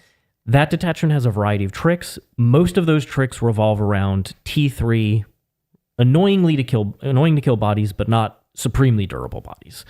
So typically what you're seeing is a lot of rogue trader entourages inside, Imperial Navy breacher teams. And then you also have a variety of subductor squads floating around being annoying. But the only thing that detachment really does is it can put in a good amount of annoying to kill bodies that have some amount of trickery. They can throw grenades here and there. They can do cool things like that. Yep. But their big problem is anti-tank and killing durable things, elite infantry, vehicles, monsters, etc. There's not many great resources. You can put sister immolators in there, and you can bring some, Helverins or war dogs, or you can go ahead, warglaves is the term, or you could bring in Canis Rex, for instance, or some other knights. But effectively, the detachment doesn't really help those things. They're just the data sheets that you get. And so they have a fundamental weakness, which is as soon as your opponent puts too many durable, annoying things out there or has just crazy volume of fire, like Admech weapons are amazing into Imperial Agents, just nonsense strength 3 everywhere.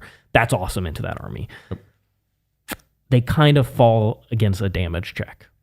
They can only do so much if your opponent puts enough durable things out there. Like Rogaldorn tank commanders, you ain't doing anything about that. Forget about it. You're going to have to beat them on holding objectives. And that is very difficult to do. Yeah. They do get some high OC tricks. Like breachers are OC2 and +1 OC if you are on an objective. Okay. That's when I wanted it. Like it's just as part of the detachment rule. There are some cool things, but like it doesn't help if you just kill them. If they're just dead and no longer standing there. It just doesn't matter. And if you hit them with something tough and Imperial Agents can muster together one more vehicle kill a turn than it looks like they can. But they can't muster 3 more than it looks like they can. So the question becomes, and first of all, Grotmus gave them the worst detachment in the game. It is just the worst. Someone went 4-1 with that. What? I just think someone has made it their mission. You're telling me 4 people lost to that detachment. I'm sorry if you were one of those people. I'm sorry, but how? How? I have no idea. John. I'm not disagreeing with you. I could see you winning 4 games with it. But even then, that would be difficult. 4 games. I'm not sure if I would have won 4 games this past weekend with that. I don't think I would have. I don't know. I think that detachment is terrible, but I think that Imperialist fleet, the peak Imperial Agents, is still interesting. But for where the detachment lands. So we're going to rank this specifically based on Imperialist fleet. That's its best play style by far. The other detachments, they need help. They just need help. It's obvious. It's really, I think what we need is for GW to decide what they want from this army. Do they want this to be a real army? Or do they want it to be an ally and a fun army to play pure if you like to, that they don't really care if the pure army is competitive? Because they genuinely might feel that way. They have done barely any updates to it, which is why I feel that is the I believe that's the case. I don't think it's going to change at all. I think that it's a well-balanced ally option for Imperium, and it's not good. Should we put it here? I think maybe it's, it is worse. It is worse than these 3. It is noticeably worse. They have no other viable playstyle. I think they lucked into having Imperialist fleet, first of all. Yeah, I don't think that they intended to give them one good detachment. But I think it's accidentally good. It's accidentally good. Because we read it first and we were like, this is all just bad. But then you get to play it a little bit more. You're like, okay, there are tricks going in here. This is not as bad as it looked. Yeah. And in teams, you can play that detachment and actually go into armies that you're decent into. Yep. But it's still hard. It's always an uphill battle. 100%. All right, so next up we have Imperial Knights. Boom. All right, let's remember back to the thing I said about Chaos Knights and in the meta overall, is that there just isn't as much anti-tank as there used to be. There's still good anti-tank at the top, but it isn't as ludicrous and prevalent as it used to be, which was a huge downside for Knights because you walk into those matchups and you're like, cool, I'm getting 20 out. You remember the Haywire meta, John? I do. You remember the Aeldari Haywire meta? I do remember that. Brian got put into the Aeldari. He got put into Typhus and just dead. There was just nothing you could do. You're taking 1 billion mortals per activation. Who rolls more for us? There are really good anti-tank units. They are more expensive than they used to be for the most part. And you're not seeing 3 of every single one that you could grab. Yep. And that has helped Knights a lot. So Brian won Cherokee Open recently. Knights don't receive any direct changes, I believe, besides the Castellan. They only got buffs, no nerfs. Yeah, they got buffs to Knights that you're probably still never going to see. The Castellan's actually cheap enough to look at. I don't think It's so slow. It's so slow. You can teleport it. I don't think it makes the cut. Yeah. But it's more than 30 previously. points cheaper is like, okay, let me just like reread this real quick. I don't think you take it, but it's interesting. I would, if I were a Knight main, I would play a few games with it just to test it out. Brian Jones is the Knight player, if you're wondering, chat. And War player. He's going to be playing in the Streamhouse RTT with his Knights. Yeah, which he just won a Super Major with. Yep. So basically the difference between Imperial and Chaos Knights is that Chaos Knights have much better Armiger class Knights. They're War Dogs. The Imperial ones are cheaper, but they don't do quite as much heavy lifting. Yeah. But then Imperial Knights have significantly better big Knights. You have Canis, you have the Lancer. What's the other Forge World one that's really good? The anti-tank. The Atropos. The Atropos is excellent. Yeah. So you have some very good big Knight options. And there are plenty of armies out there that struggle into T12. Yeah. Yeah, really. And Imperial Knights have ended up being good. They won 2 events this past weekend. They won the event I was at. Yep. They were you didn't get to play him. Yeah. I did not get a chance to play against him, which would have been fun. But he was 5-0, I was 5-0. He had the strength of schedule, and that's that. I think you have to say that they're consistent tournament performer. Based on what we've seen, they've received no nerfs, right? You think they're going to be top meta? How many events do they have to win before we say they're top meta? Yeah, I mean, I could see it. I think Chaos Knights are a little bit better than them. I agree. So then when we rank them, we'll probably put them relatively close, you would think. I would agree, yeah. Yeah, but it's similar stylistically. But I just they have a good win rate. They win lots of events. What else are we looking at for? All levels. They can win big events, right? Yeah, they're doing well at the smaller GTs and at the Super Major. Yeah, I don't know what else I'm supposed to say about the army. Yeah. I think we need to do another 5-way battle with Brian. No, I think I need to play Imperial Knights into Nick again. Oh, that's a classic. It's classic. Knights, actually. If you're a Knight player, this is the best time to be playing Knights. Get your Knights back out I do think that today is the best Knights have been in the past 3 years. Yep. Next up, Khorne Demons. This is going to be ranking the Blood Legion. And so this detachment received some significant upgrades recently. Not the detachment itself, but the Khorne data sheets. The index was rewritten, and so things like Fleshhound, Scarbrand, etc. got quite a bit better, I would say. And with that, this detachment benefits significantly from those detachment upgrades. On the other hand, it has a problem, which is that Shadow Legion, a new detachment for Undivided, exists, and it has the best Khorne buff out there, which is just your Khorne units get advance and charge. And advance and shoot, which I know doesn't matter much, but it's still nice. It's still nice for Fleshhounds with their the Gore Flamer, the Gore Hound.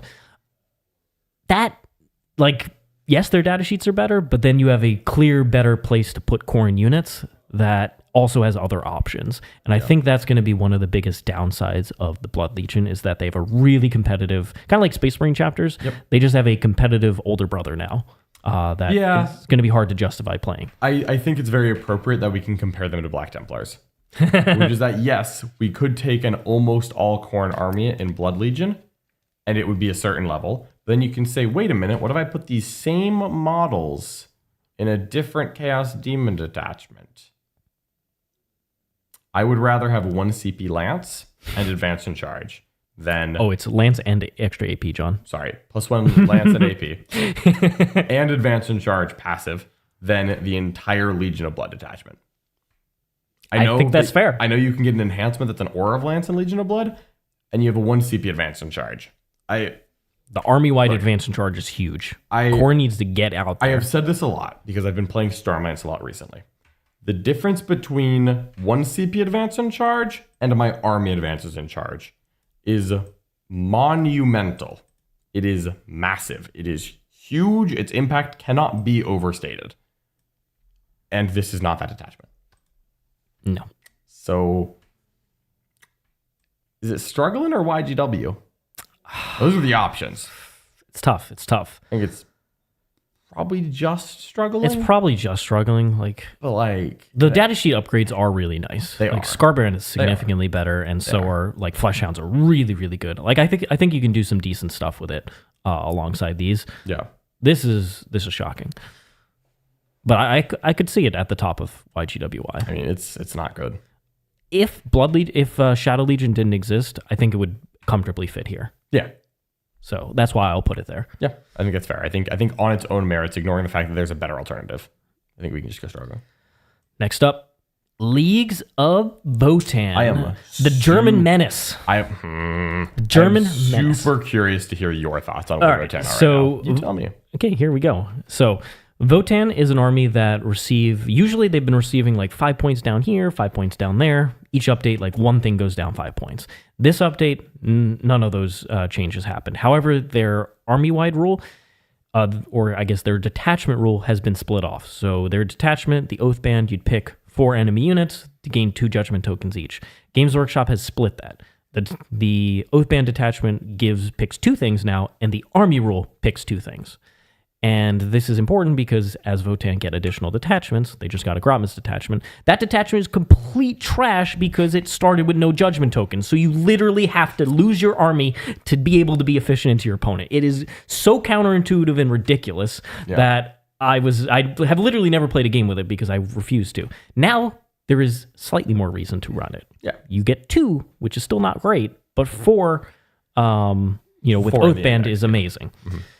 So Oath Band is a great detachment because you start with those 4 judgment tokens, you get extra CP off of that if you kill those things in a certain battle round. And then on top of that, you have a great suite of stratagems. You got fallback, shoot, and charge on one thing. You got sus 2 on something that you really want to. You can get extra AP in combat if you need to. They got a lot of different interesting buffs. Mm-hmm. And they have ways to manipulate judgment tokens, which is quite strong. Now, the archetypes that we've seen land fort heavy builds, 2 or 3 land forts, with some amount of units, whether they're going to be the Berserks popping out and doing combat, or Hearthguard popping out, shooting, and then doing some amount of combat. And then around that, you have an amount of Pioneers. You've got, Sagittars with MSU guys popping out. Now, I personally, over the last year, have had a pretty darn high win rate with Votann. I've gone into some big counters, top armies like Creations of Bile, and did really good work into them. Yeah. So I have felt very good about Votann. I took them to a team tournament last year and did amazingly well. I have felt that Votann have continued to rise as the meta has gone down around them. They've been, I think, kind of like Chaos Knights, where they have really taken not many nerfs at all since the early on and have just benefited. Yeah, I think they're one of the better armies in the game. I think Votann has just been slowly sneaking up and up the tier list without moving. Obviously, we've already made mentions, and we actually have some German friends in the Tim Schneider. Yeah. Well, target priority 40k is in the chat with us right now, but Tim Schneider specifically is the German menace playing Votann. He was at Worlds. He did very well there. Did top 8. Yep. And they're just good now. Yeah. Were they this whole time? Maybe, maybe not. But if you're questioning us on this, just go ahead and listen to the interview from Tim that Nick did last week on the Art War podcast. It's just... He goes in depth on the army, and he's won basically every event that he goes to in Germany with Votann. He was at the Pirate Cup with Team Germany. They did very well there. When they played against Team USA, they gave Brian Sipe his only loss of the event. Did very well. He won another event this weekend. Yeah. You can't say anything about that. Point, He's been dominant. I think it's and it's multiple formats. It's not just WTC. Yeah. WTC makes the Berserk significantly better because you can't 1-inch walls against them, and their slow speed means they can actually connect with things. But he's done it on Games Workshop formats too. He still did quite well. He certainly did not flame out at a World season. Nope. I think they're top. I agree. I think top meta army. I think that this. It's like a bit of a surprise to me, but you have to look at it the same way we looked at Knights. Like, at what point do we acknowledge, like, all right, well, they're winning events. They're doing well. Dominating. We've watched them do well and it's like, okay, I think we just got to put them there. Just got to accept it. All right. Next up, we have Necrons. The Necrons. And they were nerfed early on because they received a fantastic new detachment called the Star Shatter Arsenal. Yeah, it's still pretty good, actually. It's still a good detachment. I actually took it to a tournament a couple weeks ago and did really well with it. So this detachment brought some of the best enhancements, stratagems, and... Great army rule. Detachment rule that you could possibly ask for an army. And it instantly became the best Necron detachment. Now, it did receive some immediate nerfs, especially to its stratagems and a couple enhancements. And so... It is one of the best Necron detachments. It's up there with Awakened Dynasty and potentially some of the other ones. But it might very well still be the best of them. You still see Hypercrypt hanging around as well. So Necrons have multiple competitive playstyles. They still have teleporting guns. They've got stand back up characters. Is pretty good still. It's really good. Stand back up characters is fantastic into armies that want to be non-interactive and not stand on objectives and just shoot you. And then you have Star Shatter, which does the most damage output, the most durable Silent King that you could have, all the great stuff that's associated with that. And their biggest weakness has been their ability to hold primary against certain armies. But if you tech specifically for that problem by running a large Wraith unit, you can basically say that my expansion objective will never be contested. It's just mine. And then you can fight over the middle. And that's exactly the place where Necrons want to be. So if you're willing to spend the extra premium points on that unit, Necrons are a extremely strong and annoying to deal with opponent. The healing back is a very good mechanism against shooting armies because they have to put stuff on objectives. Otherwise, you pull behind terrain, you heal back onto them. I think Necrons are great, are pretty damn well suited for the meta. How do you feel about Necrons? They haven't won much. They've done a consistently good job at getting X and 1. Yeah. So they haven't quite like where Necrons are at right now. I don't think that they're crazy. I don't think that they're broken. But I think that Star Shatter was overrated when it came out and underrated after it got nerfed. I think that the nerfs did not kill Star Shatter the way that people thought it did day one. Yeah, I've still been playing it and having a great time playing it. I still think it's strong, personally. Yeah, but there's a little bit of an inner, there's always a bit of a whiplash of, oh my God, this is the best army in the game. And then, oh my God, this army's terrible now. Why did JW murder them? And is the David reality in the chat, was by the way? Always in between. David, are you out there in the chat? Where are you? Where I think Star Shatter is still really good. I think it's probably the best Necron detachment. But Awakened is up there. I would agree. Having played it, yeah, I got to play into some of the better armies like Ynnari and into the Creations of Bile, and I felt I would have had even more problems playing the Awakened than playing Star Shatter. I was able to deal with them easier. Yeah, I think that's really a thing. So for me, is this top or is it consistent? I feel like it's consistent right now because Necrons are not winning events from what I've seen. Yeah, not a high quantity of them. Not a high quantity of them. None of the big ones. I'm okay with that. They've been doing a lot of X and 1s, but haven't been doing as much winning. Top meta is way too crowded right now anyways, so yeah. I think they're towards the top of consistent, though, for sure. Yeah. All right, next up is Nurgle. Nurgle is perhaps one of the... most buffed, maybe. Buffed of the Chaos Demon subsets. And that is because... Great Unclean One gained a +1 toughness aura, which is absolutely fantastic. There's a lot of key breakpoints in the Nurgle units. Plague Bearer's going to T6, Nurgling's T4, Great Unclean One's T13. That's problematic for a lot of armies to deal with. Their detachment is quite annoying to play against because it has a lot of random battle shock shenanigans with modifiers. And so if you're not prepared for it or you're a very stratagem-reliant army, you can have a really bad time into Nurgle. They have a lot of OC. They have a lot of annoying to kill units. And overall, I think that Nurgle is probably the most buffed out of these specific Chaos Demon detachments. The Tzeench, Slaanesh, etc. More than Slaanesh? Certainly. Certainly. I question how much it matters.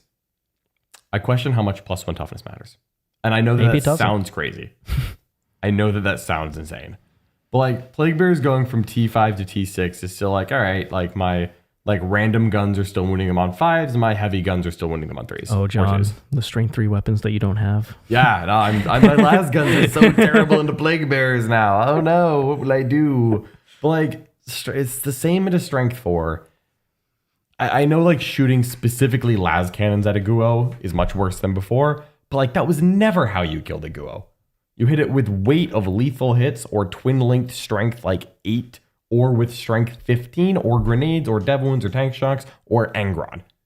Like, I'm sorry, but like strength 12 to 13, TF toughness 12 to 13 only matters against strength 12 and 13. And there just isn't strength 13 in the game right now, right? It's pretty I'm damn sure there's rare. one orc character in the WoG that hits the breakpoint. I don't care. But like... I don't think that, like, I just don't think that, like, las cannons was ever how we were killing Guos. The other problem with Nurgle is they have a supreme lack of damage output. They can do some things in combat, but not many. So they are very much a stat check trying to control the board. And the unfortunate part about that is several of the top armies can actually out-OC them and or put enough volume out there to do ruinous amounts of damage into Plague Bearers. Like that Grey Knight army is just damage to everywhere, strength 6 on everything, just ripping things up. Yeah. Blood Angels don't care at all. You have Custodes, which also don't care. So you have quite a few armies up there that are hostile to this play style. To me, what kills me with Nurgle Demons is that they're a good defensive stat check when you play Plague Legion. They've got a very cool, like battle shock ability. Very cool. But I think that they crutch a little too heavily on the battle shock to get things done and to score primary. They are a good primary army while they're playing their game. They are, in my opinion, completely devoid of a backup plan. If plan A with Nurgle Demons does not work, that's it. That doesn't sound good to me, John. But like that's how I see them. Yeah, no, I agree with you. I've seen it. Much better in teams than singles, by the way. That's fair. Because their plan A is quite good. If you are an army that cannot handle all of the Plague Bearers and the Guos and the weight of battle shock tests, because it is more than you think, it is more impactful than you think, you're going to lose more than you think. But if you pass your battle shock tests, or you're not in range, or you do kill them fast enough, after that, you know what happens? They lose. Yep. There isn't a lot of play around it at that point. Once you are tall enough to ride Nurgle Demons, and it is a little taller than people think, but once you are tall enough, I just kind of think that's it. They also have a, kind of like Khorne Demons, have a competitive older brother here, now the Shadow Legion. That does also give Nurgle some nice buffs, and also is just a great way to get actual damage in your Chaos Demon army. You can also just run the Great Unclean One and Nurgle units in the normal Demonic Incursion, and it's still very good there. Yep. So I would probably put them down here. I'd say so. Yeah, we'll adjust as needed. Okay, next up. It's the one you've all been waiting for. Orks! Okay. Can I get a wah in the chat? Wah, John, wah. Okay, so Orks. In Grotmas, they got one of the best detachments, which was called Tactical Brigade. It gave out orders to various Ork units. They got upgraded data sheets in Breakaboys and Tank Busters that shot really hard. Some good data sheets. The Sagmech came back into his own. He hadn't been seen in a long time.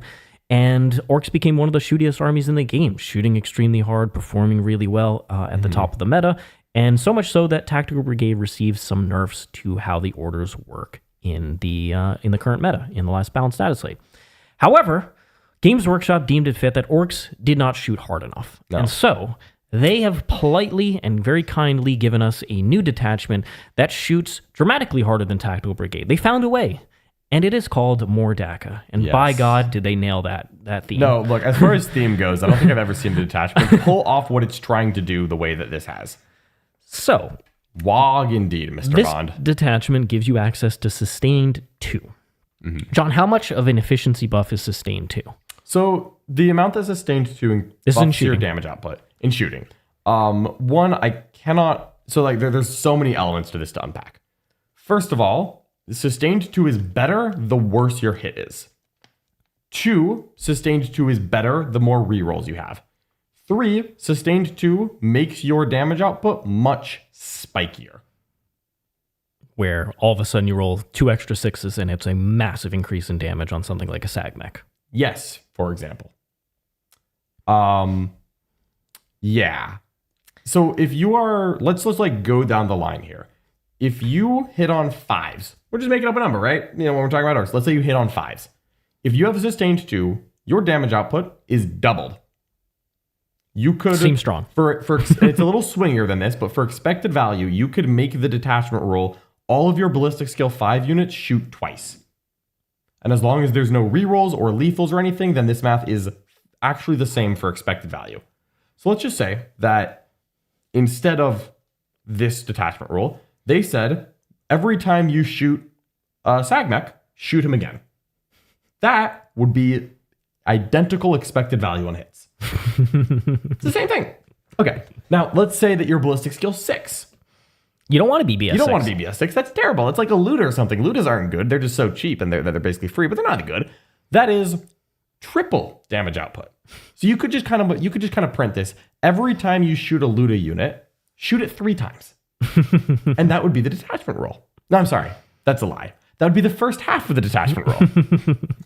Now, I'll admit, when you're on something that hits on 4s, like tank busters, you are not doubling their damage output. Now, it's a pretty good increase. So what you could essentially say is, well, by expected value, let's say you were hitting on 4s, you're rolling 1s. You could say, well, instead of hitting on 4s, you're rolling 1s, you're hitting on 2s, you're rolling 1s. And that would be the same expected value. And orcs, yeah. Lore-wise, known for their efficient shooting. Known for their efficient shooting. And now that's what orcs do. All right, so no, that's not only. No, John, sorry. That's the first half of the detachment roll. We're just starting. We are by the just way. starting. This is going to be the longest segment. Buckle in, folks. All right, so Sustain 2 would be the best detachment roll in the game. Mercifully not on Overwatch. Mercifully not on Overwatch. Thankfully. Thank whatever sweet angel made that not Overwatch. Thank you. But also don't thank you for the rest of this. No, the rest of this is terrible.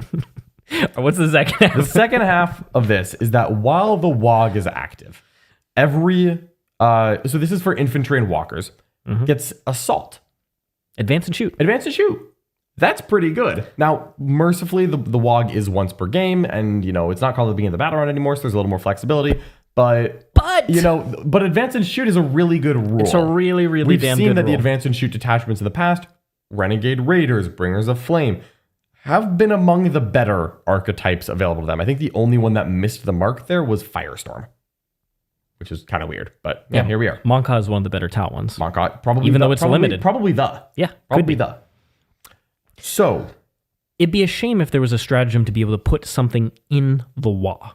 And this stratagem, we've gotten through like 7 orc detachments without this being a rule because it would be earth-shatteringly broken. It is the best strat. So guess what you get with this? So you get access to, in this detachment, advance and shoot. Yes. You get advance and charge as well because you're in the WA. You get a 5-up invuln, and you get something else, right? You get +1 strength and attack. +1 strength and attack. So that is the best stratagem. That, can you get more value? Is there any way to get more 5 things for 1 CP? It's 5 things. On top of that, there are certain units that do extra stuff when in the WA. That is true. So you have Zodgrod and his Gretchen gang, which get, I believe, ludicrous. Some addition, +6-inch movement? Some ridiculous buff. Yeah, Zodgrod's unit gets plus 6 inches movement in the WA.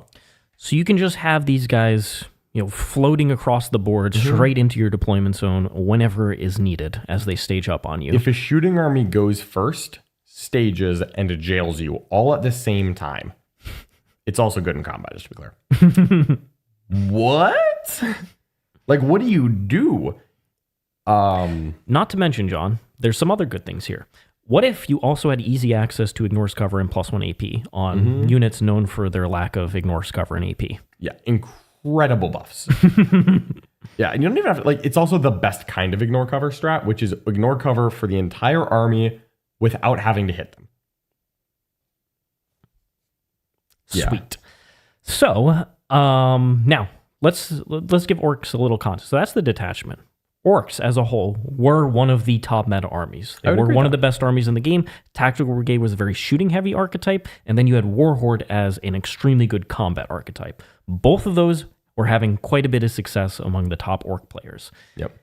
Now that they've thrown this in the mix, this is the best detachment in the game right now. By a clear margin. It's very obvious. Every single army would just grab this one if it had access to some set of rules like this. I have more to complain about, but you're correct. Continue. And so, I think it's very clear where this is going to go. But John, go ahead and finish the additional. So here's my additional complaint, because I am completely not okay with this. So we're going to go back to the WOG stratagem, because I'm still mad about this. So this WOG stratagem that you use on Zodgrod on top of one when the Orc player goes first, because God forbid I ever go first against this army. When this happens, you get 6 buffs for 1 CP. I'm going to give you a little sales pitch here on why this is so stupid. Let's take this one stratagem. Let's break it into 6 stratagems.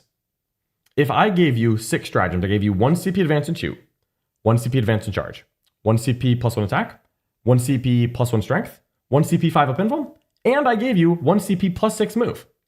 That's 6 stratagems.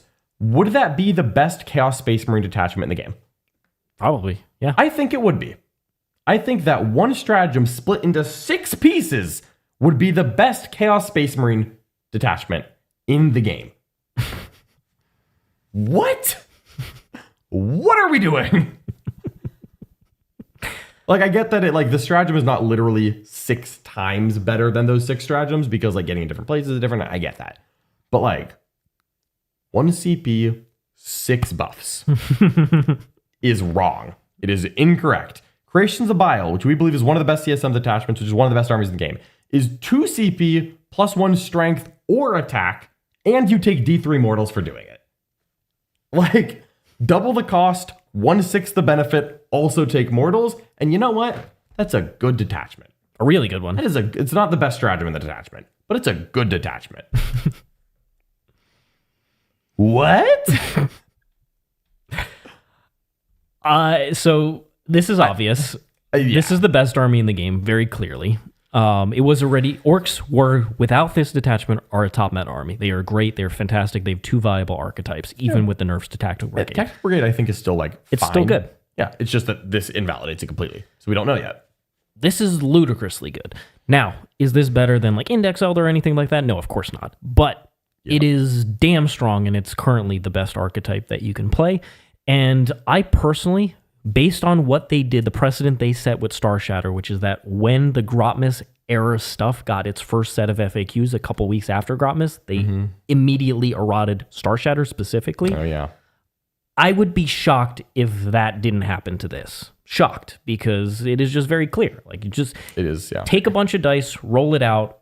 You will see that this detachment does heinous things to anything. I've already played 4 games into this, by the way. Yeah, I got to watch one of those. You got to watch one of them. I've played it. I've played it at tournaments. I've played it on TTS. I've played it on a table. I have played against it several times. It's downright heinous what you can do with Sustained 2. So yeah. I expect this to get nerfed. I would expect it to get nerfed in the FAQ errata, whatever happens for this data slate. They always do that a couple weeks after. I would be shocked if this lasted until the next data slate. Absolutely shocked. I do want to frame this. I believe this is the best army in the game. I do not believe that this is the best army of the edition. I do not believe that it is better than released 10th edition Eldar. I don't think it's impossible to beat either. No. But it's not that good, but it is the best thing right now. And I think that my real biggest problem with this army is how good the rest of the game is. We are so close to a perfect meta. And you know what? Even with this might still be one of the healthiest places the game has been. Yeah. Still might be, even with one outlier, because one outlier is a lot less than normal. But Sustained 2 skews the math on a way that cannot be understated. Yeah. That's it. Yeah. Slaanesh Demons, John. Slaanesh Demons. Let's talk about Slaanesh Demons now. We're done with Orks. Slaanesh Demons. It was a top meta army since Grotmas, but no more. In fact, it received the most significant nerfs out of any army in the last update, and they received nerfs from every angle. First of all, their data sheets have changed. That's because Emperor's Children has a bunch of Slaanesh data sheets and has the newest versions of them. So those have been published into the Chaos Demons book. And those data sheets are not quite as good as they were previously. In addition to this, Legion of Excess, their detachment rule was changed to not give you full rerolls to wound anymore. You can get reroll 1s to wound now. Yeah. Which is a huge downside because part of their damage output was full rerolls to wound on dev wound weapons, trying to punch up into tougher targets, with Fiends especially, but other things as well. In addition to that, they received nerfs to several stratagems. I believe it was the one where you'd have to take a battle shock and then couldn't shoot the target. Now it's just -1 to hit. Yep. And then passing off wounds was also changed.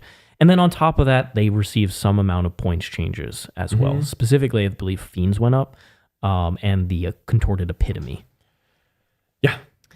So this army is so many nerfs majorly nerfed. The data sheet nerfs cannot be understated. They're huge, but then the detachment itself was massively nerfed, as well as you know, that is just bad. Yep. It's not good. It was like the hammer of hammers. the hammer that we can probably expect from more DACA, honestly, is what this army received. Yes. Is this struggling or YGWY? Like the Slaanesh Demons got hit. They got booted. They took a bat to both knees. Just kidding, you're a fiend. Bat to 4 knees. Ooh. I think they've run out of knees, honestly, John. They are out of knees. I really think that they didn't need quite this level of yeah. After the datasheet nerfs, you can pick something about the detachment and nerf the greater demons getting just obliterated. Shalaxi's worse. The Keeper's worse. They're everything about the army is significantly worse. Yeah. Fiends are worse. That was I think it's YGWY because I'm mad they be. swung this many nerfs at once. Has to be. Oh, yeah. Oh, sorry. They got 4 datasheets legends. Yeah, as well. Yeah, no, YGWY. That was too many at once. Too many at once. They took the hammer of all hammers. Yeah, and, I'm sure Slaanesh smiled when that happened, but like, come on, let's be a little softer here. Someone say the safe word, please. There was no safe word at Games Workshop that day. The safe word was forgotten. It was locked in the vault, John.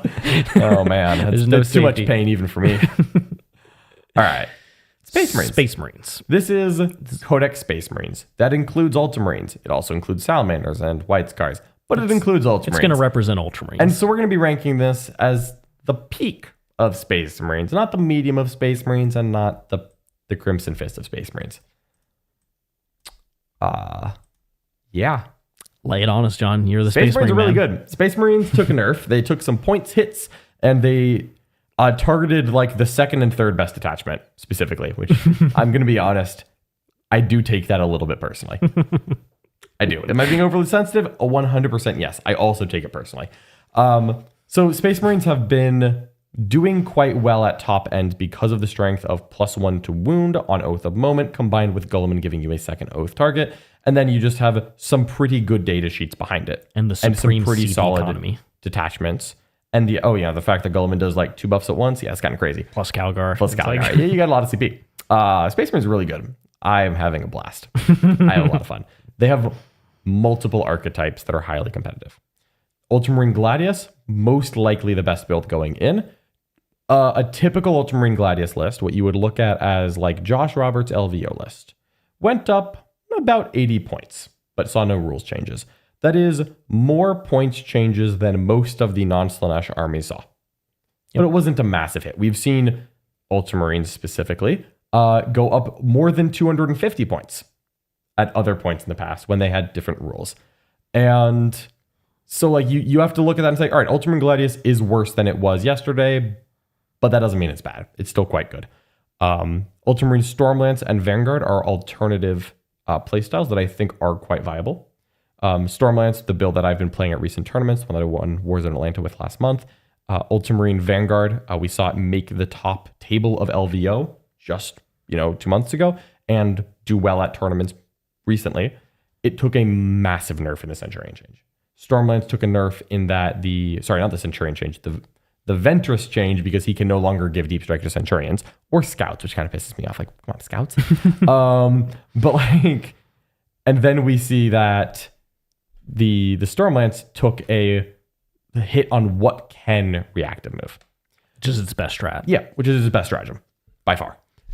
Past that, we say, there's 3 good Space Marine detachments for Ultramarines. You can argue for 4. Anvil Siege Force, much better if you are playing not in the United States, because on UKTC or WTC terrain, you get access to Plunging Fire. Being on the second level. Yes, once you're on the second level of a ruin, you have a ruin tall enough, you get access to Plunging Fire. This unlocks Desolation Squads, which unlocks Anvil Siege Force, and suddenly you have a new archetype that works on terrain. That's like 4 good Space Marine detachments just for Ultramarines. I think Vanguard has been hit too hard. I think the rest of them are still viable. I think of the 4 good Ultramarine builds, I think 3 of them are still good. And so, like, where is this going to go besides top Mad Army, right? Yes, I mean, there's nowhere else. Like, I cannot pretend otherwise. Boom. I genuinely believe, by the way, that if Ultramarines did not exist, I genuinely believe that Raven Guard would be interesting. You think they would be the one out of Salamanders and White Scars and etc. to be there?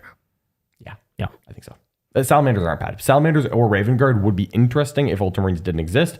Right now, those other chapters in my mind are consistent tournament performers. Now, there is a weird phenomenon with Space Marines. I think they're great. when I love them, but they aren't having the results to necessarily back it up. Their win rate is low. They just got nerfed. It is very likely that the win rate gets lower. I think they're better than their win rate. They're doing fine at events as far as like top placings, but like they're doing more than fine. All super majors have multiple placings. Yeah, in the top 8 with them. That's true. Like they're just really good. Yeah, they're just really good. Like I'll stop talking about it. They're great. They're great. I'm going to place them in the upper end. Remember, we are not currently placing these in order. We are going to reorder them when they're all on the board. Yep, and we have 6 more armies left. Yep. Starting with Space Wolves. Tell us about Space Wolves, John. This is one of those successor chapters. All right, we are going straight back to the conversation we've had on all the other ones. Does this chapter justify its existence compared to Ultramarines, which, by the way, is the best Space Marine chapter, Ultramarines? Space Wolves do check the box of I do things very differently from Ultramarines. You can make builds in Ultramarines that you cannot mirror, in Space Wolves that you cannot mirror in Ultramarines. I think that Wolf Jail is the only thing that they do that's really viable right now, because Champions of Russ and Heroes of Russ, the Grotmus attachment one is not good. The Index detachment has been buffed to the point where it's actually pretty good. I don't think that build really stands apart from Ultramarine Gladius in any like reasonable way.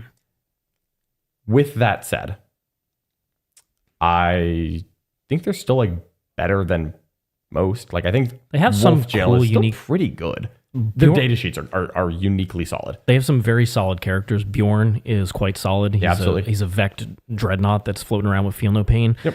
They have some really killer characters like Ragnar and Ulrich that have some very good buffs for their units. So like their Codex detachment or Index detachment is the one that gives them additional damage output. And now that you can actually pick a saga to start with, it has viability.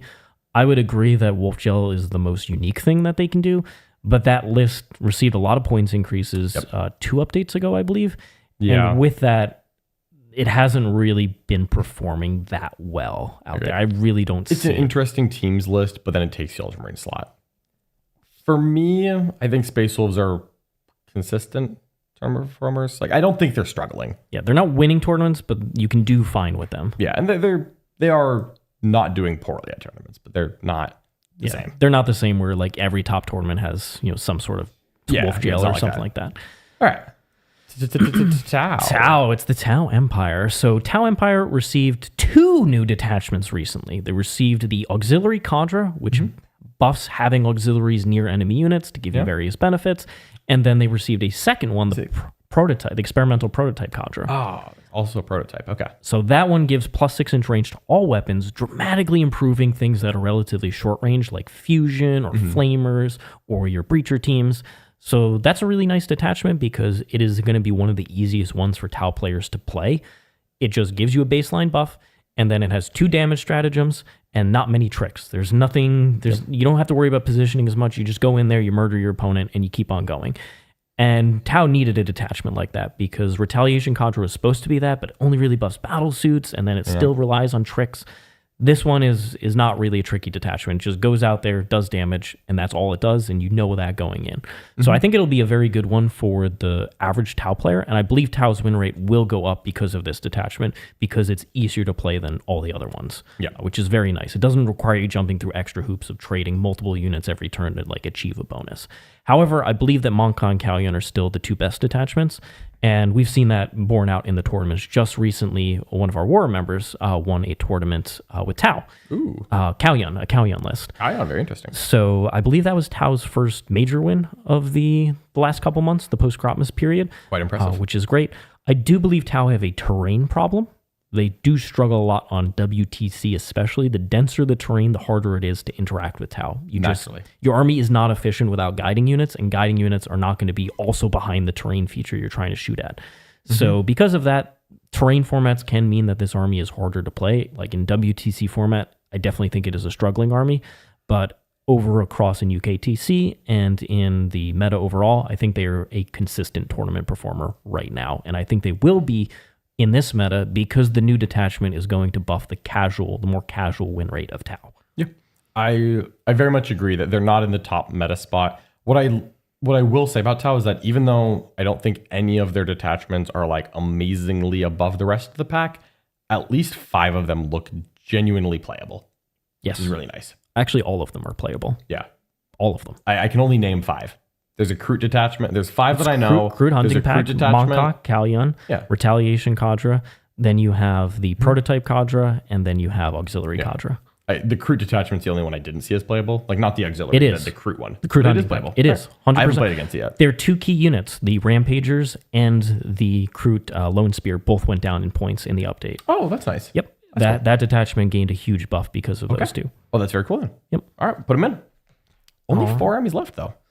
We're getting to the end, folks. Ready for the next one? Thousand Suns. T-Suns. All right. Boy, what a roller coaster T-Suns have been on this edition, huh? Turns out when you start with an aura of +1 to +1 to wound with all psychic weapons in an aura, it's pretty darn so crazy strong. that they just changed everything else instead of that. Also, Doombolt is insane. Doombolts. The fact that Doombolt and Magnus are the things that don't change, and they're just trying to change the rest of the army around it. I would have started with the 2 I would have broken started things. with the 2 broken things, but instead they left them in, and they've just nerfed the army around it slightly over and over and over and over and over and over. And eventually, currently, I think those nerfs have caught up. Thousand Suns, I don't think are bad, but I think that they're too elite to be a really viable army right now. They're cool. They do really cool things. When they operate, they look broken. Like, I could totally see you losing a game to T-Suns, throwing your hands up in the air and saying, this army is stupid. Because when it works, it is. Because it has broken rules and it has just been priced out of viability. They're still one of the best armies to go into a stat check. If your opponent That needs is to true. come out into the open, get on top of you, and be on objectives, Thousand Suns are one of the best armies to say, you're dead. You're dead. You're just not doing this. Yeah. This plan is not going to work. No kidding. I would not want to do that. T-Suns still scare me, even though I know that they're not as good as they used to be. They got some drops in the 20-man like Zangors and Cultists, and the cool. Terminator Scarab Cults went down.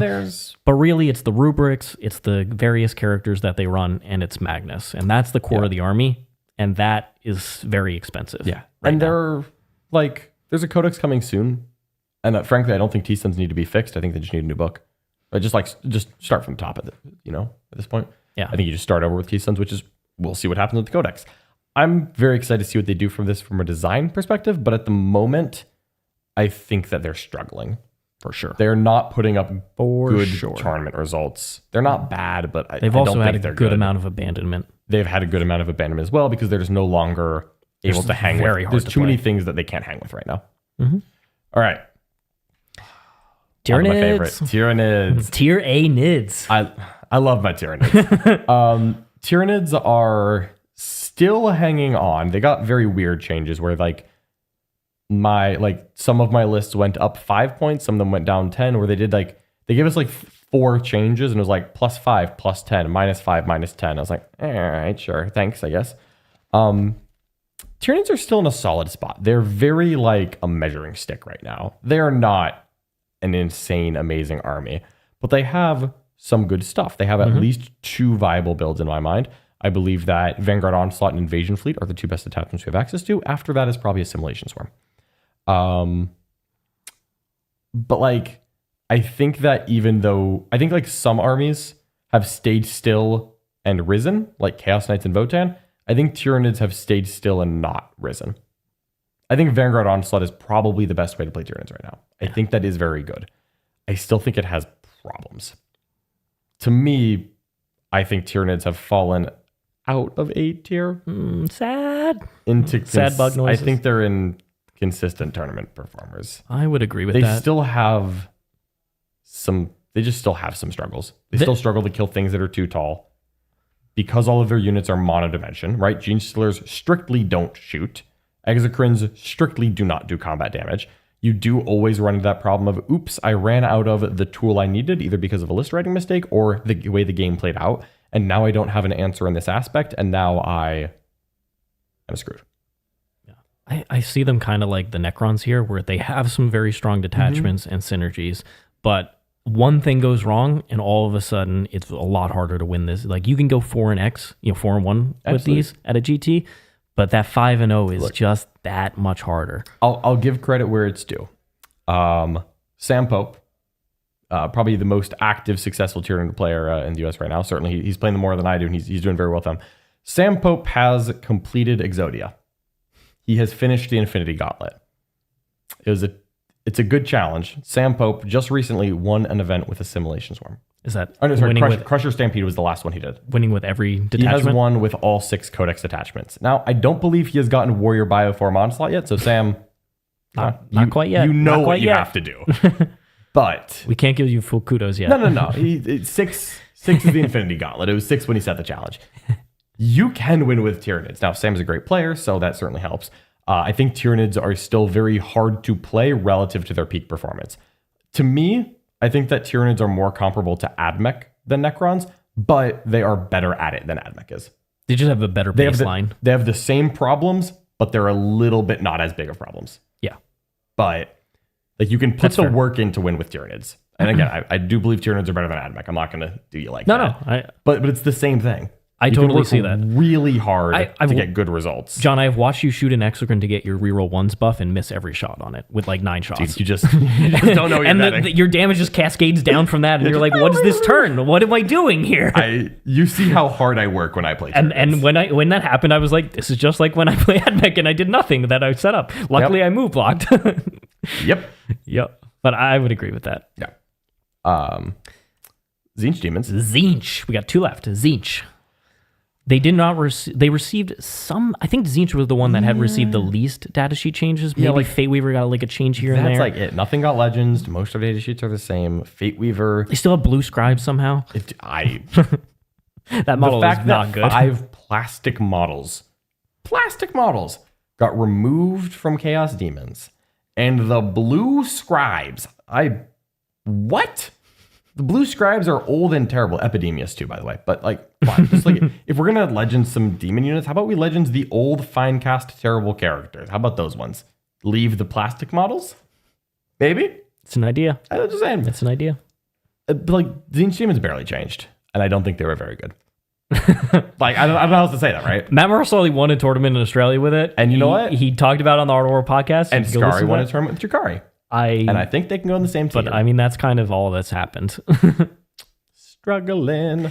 They haven't done really anything outside of that. And any opponent who knows what this army does is just like, yeet, here we go, you're dead. Your army does nothing. It does nothing. The army is just stats. It does nothing. I know, it's crazy. All right. Just kill them. You just got to kill them. Just kill them. Last army, speaking of just kill them, is World Eaters. So, World Eaters... Again, all the Cult Legions have Codex coming soon. We know this. World Eaters were pretty good. Haven't really gotten nerfed much, but I think they have lost pace in the meta. Right? Like we saw Tyranids didn't rise when the meta shifted around them. Votann Chaos Knights did rise when they didn't change the meta shifted around them. I think World Eaters have dropped as the meta shifted around them. Mm-hmm. I think that in a world of there are like more aggressive armies, I think that there's more tech against World Eaters. I think that there is more things that are comparable to World Eaters, but do it better. I personally believe that Creations of Bile is just, I think this is just better than World Eaters right now. And like, if you're gonna, I'm sorry, like I know that World Eaters aren't technically the same faction as CSM the way that Black Templars and Space Marines are, but like, come on, you're gonna tell me that there are World Eater players out there who are like, I play World Eaters. I would never play a fast melee no gun Chaos Space Marine army. Like, come on. I think they would. And I think they do. And so I think World Eaters have had a little bit of competitive abandonment. I haven't seen them taken to a tournament and done really well in a minute. I think they're good. Yeah, I have not seen many I don't places. think that they're bad, but like I don't see them doing anything. I think there's been a decent amount of experimentation with their Grotmus detachment, but I've yet to see that pay off. I have not seen that translate at all. I don't want to say that they're struggling because I feel like they're better than struggling. The results are struggling. I think that they're like tournament performer, but I think that they're being hurt by the fact that like some of the champions of the faction, like Jack and Anthony, 2 Art of War coaches, neither of them are currently playing World Eaters at tournaments. Anthony's been on Creations of Bile. Jack's been, he took Blood Angels to LVO. He just played Yannari at an event. Like, I don't think that World Eaters are bad. I just think that they're outclassed with some comparable things. And they're waiting on their codex. Yeah. They don't need buffs. Yeah. They're getting a codex probably in the next 6 months. More play styles, more things going on. Yeah. We'll see how many new data sheets all these new kobolds I think get. that's something that can happen where, For sure. as the edition progresses and not too many things are changing, you can kind of get a little bored. But then the Gramus detachment came out and people are experimenting with it. I do believe that the other detachment, the Index one, is significantly better. Yep. Personally. 100%. So let's Let's is it time to reorder put these in order? Yeah, let's go ahead. Do you want to do bottom to top or top to bottom? Let's go bottom to the top. It'll be Yeah, easier. it'll be easier. All right, cool. Okay. I think Slaanesh Demons are better than Agents. Probably, yeah. I mean, they have... Who cares though, right? Yeah. Who cares? All right, good talk. Who's the best of these struggling factions? I actually think it is Admech, to be honest. Is it Admech or... Yeah, I mean, Admech plays the mission better than all Yeah. these. You can just kind of keep games close by the fact that you have more stuff than your opponent. I might nudge Drukhari a little further though. Ahead of Black Templars? I might, honestly. No, I think Black Templars are better. Yeah, I guess like Black Templars can just like play Space Marines. They can just play Space Marines. Fair enough. Just like You can just play Gladius Space Marines. I do think Drukhari are better than the other demons. I think I would put Nurgle as the top demon. Thousand Suns up? 1,000 Suns maybe ahead of Drukhari. Yeah. Honestly, maybe ahead of Templars too. Yeah. I think I would put Nurgle Demons ahead of... Yeah, Nurgle's ahead of Khorne. Yeah. And Tzeench is ahead of Khorne. Yeah. Khorne was in danger of YGLUI. They didn't get there, but they were in danger. I could see an argument for Nurgle Demons to be higher within this than they are, but I do not have a lot of faith in them. Yeah, I think that's fine. I think this is fine. That looks perfectly fine. All right, these consistent tournament My Drukhari performers. absolutely wrecked these guys. Yeah. The demons. Who do you think is top of the consistent here? The ones that stand out are Necrons, Tyranids, Yeah. I agree with those points. Dark Angels, Death Guard. I think those are top half, yeah. I think, personally, I think Necrons lead this tier. I would say Tyranids, Dark Angels are like right in the same spot. Death Guard probably right after that. Yeah. Then Gets a little tougher now. I think I'm good with Sisters. I think actually Sisters Demons EC feels good. I might put Tau ahead of Space Wolves. Maybe not. I don't know. It really depends on the terrain format, but I'm happy putting Tau down here. Yep. And then World Eaters, I would say World Eaters a little bit better than Tau. Yeah, I think I'm okay with actually. Just because, once again, Tau's biggest problem, frankly, is, oh God, I'm playing on a dense terrain. I can't really interact with my opponent. I have to take risks, and that's not really what Tau's designed to do. Yeah. And World Leaders say the exact opposite. Yes. Oh, I'm on the light board against the Tau. Yikes. Big yikes. Yeah, anything else, totally fine. I think I'm happy enough with that being in order. Yeah, I think that's pretty good overall. These armies are pretty close together. I might even say, man, I'm going to get flamed for this one. Sisters might even be too low. I think we can leave it there, but like... Would you put her there? I wonder if Sisters are like ahead of Tyranids even. I think Really? Sisters are dramatically underrated right now. All right, let's put it up there. Let's give our faith in the sisters Yep. and see if it's Give them a little rewarded. faith. There's a whole Sisters balance match for Sisters players. Please reward me. You got this. Get out there. I believe in you, ladies. All right. All right, now here we go. Here we go. Ultramarines, that's easy. You know, actually, Are them and Custodes and Ynnari are at the top. And Guard. I agree. These that four. The top four are in the right place. I think that Guard is the best. I'm not going to disagree with you. I will say I do believe Ultramarines are better than Custodes or Ynnari, but I do think Ynnari is better than Custodes. That is how I would order the top four. It's perfectly fair with me. I do believe that these are the four of the stronger ones. I definitely think that's the top half of this. After this point, Deathwatch. Deathwatch. I Bull- actually think Deathwatch is a little bit worse. I don't think Deathwatch is the next army here. Really? I don't. Deathwatch are good, but I don't think that they're like that level of good. GSC are very good. GSC are very strong. Both Knight factions are very strong. Votann. Just glue Imperial Knights to Chaos Knights real quick for me. I think that it's going to be right like that. Chaos Knights and Imperial Knights, wherever they end up. I think they're very comparable, but I think Chaos Knights are better. I think CSM might actually be one of the next ones. CSM are really good. CSM Blood Angels.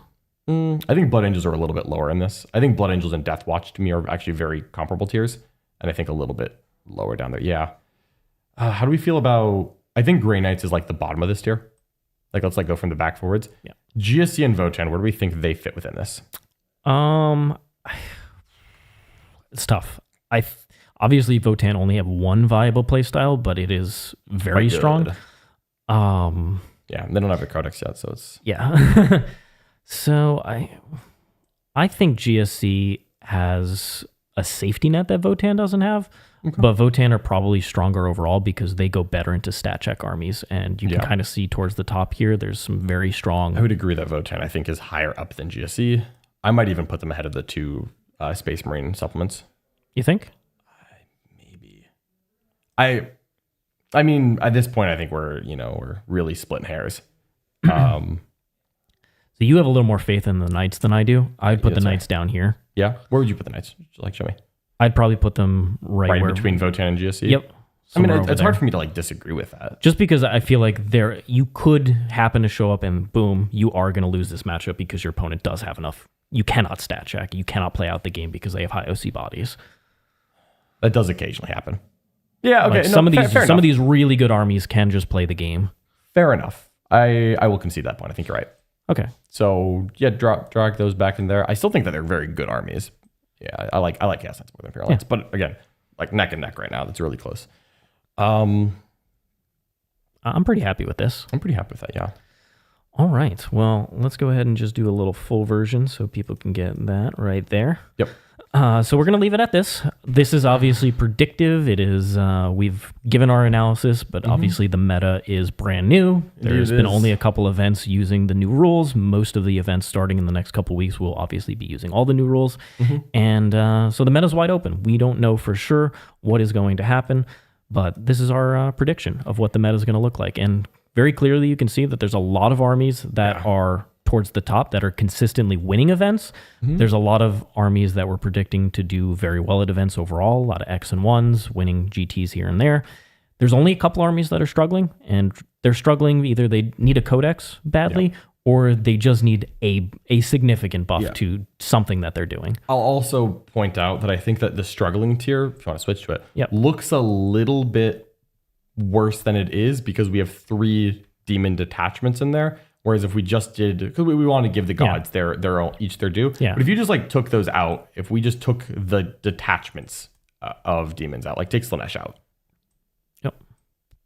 Right? If you just cut off the bottom row there, and we're just doing this by the books or the indexes that exist, this is a very well-balanced meta at the moment. We have very well-balanced. One army that is dramatically underloved, and it's Imperial Agents. And if anyone, you can't be surprised. Orks, we believe, are dramatically too strong and would require real significant nerfs. Whereas I think the top half of top meta army could use some nerfs, but not the same level that Orks need. I think Ultramarines should take a nerf. I don't think that they need the same amount of nerfing that that does. Frankly, I think you can fix Ultramarines by fixing Guilliman. I personally don't like +1 to win on Earth. I just don't like that. It's very powerful.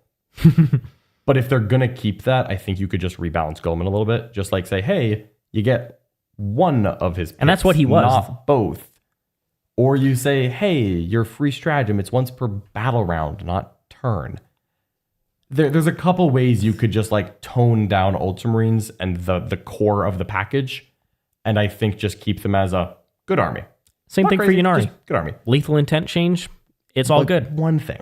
Yeah, Guard, you could just change 1 or 2. I think Guard you could honestly fix with points. I think Guard is just points. They have too many undercosted.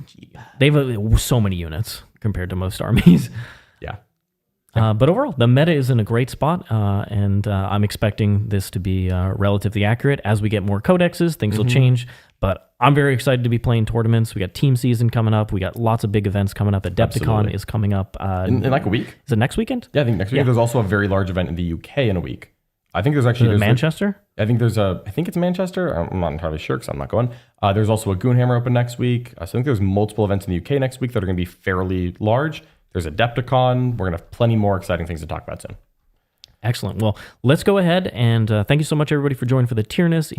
If you are here, please give us a like, subscribe to the channel, tell your friends about us. All of that massively helps us grow. Thank you. We are going to go ahead and go into the super chats here. But if you are joining us and want more content on all these different factions, why we rate them highly, what we think their lists are, check out The Worm at theworm.vhx.tv. There's a 3-day free trial. And coming up very soon, we're doing a Streamhouse RTT with a lot of Art of War coaches playing against each other with some hype armies. And we're going to see how the meta shakes out with that. that. So definitely join to catch all the games in the War Room. Now, moving on to the super chats here, we got Red Drum with a €2 super chat saying, if Imperial Agents isn't in S tier, I am telling Reddit. Bad news, Red Drum. You're telling Reddit. I better see that post on there. Yep. And the mods better not delete it. Adobo, thanks so much for your $5 super chat. White Scars top of S tier, right? Only in my heart. Only in my heart. But in my heart, I would love it if we got some White Scar unique things. That's all I'm saying. That would be sick. White Scars are great. I love White Scars. I'm too random. Thanks so much for your 10 Canadian super chat. Which of the less balanced factions do you think are easy versus difficult fixes? It's a great question. As far as easy fixes, I actually think, oh man, it's Black Templars, right? No, Black Templars just like need a new detachment. I actually think Admech are the easiest to fix. How would you fix them? You pick 2 of their profiles that are supposed to be shooting, and you make them shoot harder. That's it. They have nothing that kills elite infantry or higher. Yep. That consistently. They just still don't do enough damage. Yep. It's just one more profile change. And I'm sorry that we have to do one more profile change because we've already done so many. I think you do one more. I think T-Suns need a complete rewrite. I think Black Templars need new detachment or detachments plural to give them more unique identity. I think Drukhari, because 3 of those armies in struggling are armies that don't have their codex yet and have received multiple nerfs throughout the edition, right? These are all indexes that were at some point perceived to be too strong and received multiple nerfs and have not yet gotten their codex. Yeah. While that is struggling, that is the best kind of struggling. You have experienced some joy, and you know that there is a bright future ahead because you still have a book. Yep. Admech, easiest one to fix. We have a book. You have a book. You have great. detachments. It's not great. Admech could just get a new detachment in June and be fine. The problem with doing that is that if it's the best detachment for Admech, it will become the only way to play. Correct. Which is not great. Just fix the data sheets. They're terrible. Come on. That would also work. I think you do both at the same time, honestly. There you go. Azuma Kazuma, thanks so much for $5 super chat. New detachments have such great importance. Why do such discrepancies get through like Bridgehead and Mordaka put next to Black Templars and Votann?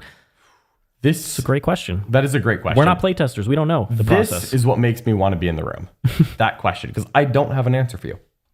I do agree that we don't. We would have said it. If we got Mordaka, we've been like, what is this craziness? No way. But take it back. Take it back and put it in the paper shredder. I did not have to playtest Mordaka to know that it was stupid. Then you playtested it. After I then did play against it, I was like, wow. Boy, this sure is. John played it for the first stream game for the War Room with it. I was like, what is this? Stop. I am happy to volunteer for the cause. It's a noble sacrifice, John. Absolutely. I sacrificed myself on the PC to watch that. Yikes. At least it wasn't a long game. Nick Kaza, $5 super chat. Thank you so much. How about a prototype list with at least 50 breachers, 6 plus D6 plus 16 threat range? Great unit for both the 2 offensive strats, also ghost skills. I think both those units are great. The ghost skills have been fantastic for me recently in auxiliary cadre. I think they're also very good in the prototype cadre. Absolutely. And then breachers, it is one of the best attachments to run them. Monka and this one are probably the 2 best to run. Breachers, Callion's also solid for them as well. Yep. So it's a great detachment. If you want to spam breachers, I couldn't think of a better place to start. 100%. Then we have Redrum with a €2 super chat. Thank you so much, Redrum. Who is streaming the Streamhouse RTT? We are. It is going to be, some games will be on YouTube, and then some games will be exclusive to the War Room members. So absolutely. Check that out. We're going to have a preview for it coming up at the end of this stream. Yep. All right. Jesus. Another one. Thank you so much for the $5 super chat. As a War Horde guy, Emperor's Children's Flawless Blades detachment is similar with sustained 6s in combat, 2 CP auto fight on death. And so the question is, what are my thoughts on its viability? So it's not Flawless Blades, it's Peerless Bladesman. Peerless Bladesman is, I think, a good detachment for Emperor's Children. It is the detachment that I have not played a lot of games with yet that I want to the most. So basically, because we have this Streamhouse RTT coming up, I'm settled in on Coterie the Conceited. It's what I've played the most with, and I've been quite happy with it. Once that is completed, and I'm kind of step back one goal over, for better or worse, and now I'm resetting my views of the faction, I would like to play a few games with Peerless Bladesman. I do believe, however, that the Peerless Bladesman detachment, more so than Coterie, relies on the new models. And so that is one of the reasons why I didn't practice it early, is because, well, frankly, half of my practice games are on stream, and I would rather stream with the models I do have and just proxy Lucius, the only new model that my list cares about, than put a bunch of Possessed on the table. Because I'm not converting flawless blades when I know that they're coming in the next couple months. But once those models come in, basically once we get the second wave of Emperor's Children, at that stage, I would like to play some games with Peerless Bladesmen because I think it's a very interesting detachment. Awesome. Then we have a Siege Roots. Thanks so much for being a member for 15 months at the gold tier. I know exactly where my Ultramarines are going. I'm in danger. I don't think that Ultramarines are the same level as Orcs. No. I think they're very good. But I do not believe that they're the same level of broken. I think that they are just an army that is probably too good. Yep. And probably should get some nerfs. But we don't need to ruin Ultramarines. No. Ultramarines do not need to be rewritten. Dread Clown, $2 super chat. Thank you so much. Overvaluing DACA, put it on the table, treat it like Tau. Boy, have I tried that. It shoots very different from Tau, trust me. I've played 4 games into it. How many WTC diff points do you think I've scored in 4 games against more DACA? How many points have you gotten? Diff points. Not many. So like out of a potential 80, how many do you think I've gotten? Just like guess. Number between 0 and 80. 30? 26. I was close. You were close. 26. That army's too good. That army's too good. John Lennon, famously known for getting 20-0'd. I think that's the only 20-0 I've like personally received in the last 2 years. It's not easy to do. Like, and that's not even the one that was on stream. That was a different butt kicking. Raptor Jack, $5 super chat. I'm looking to join a team but want to field an army with low player population. In North America, what faction would you suggest solely for teams, not Space Marines?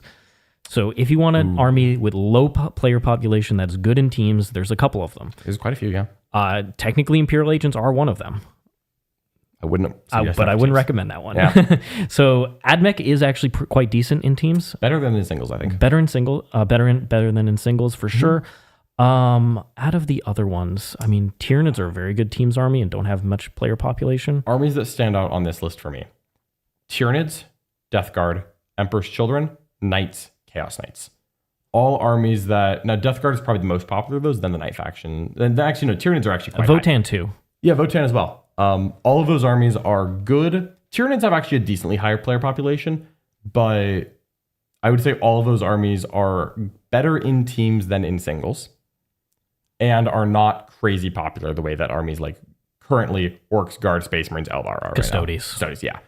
I mean, obviously, popularity of a faction fluctuates with its power. Go figure. But yeah, those would be my thoughts. Wait, are you saying rules influence sales? No. So only what we play. We buy the exact same models no matter what. We just choose which ones of those we're playing. Jonathan Haynes, $2 Canadian super chat. Thank you so much. Good morning, John and Siegs. Good morning to you, Jonathan. Morning, Jonathan Haynes. Appreciate your support in the chat. Redrum, €5 super chat. Does detachments like DACA slip through because the balance team doesn't write those, but another team that doesn't take the balance into account? We don't know. We're not part of it. Could not tell you.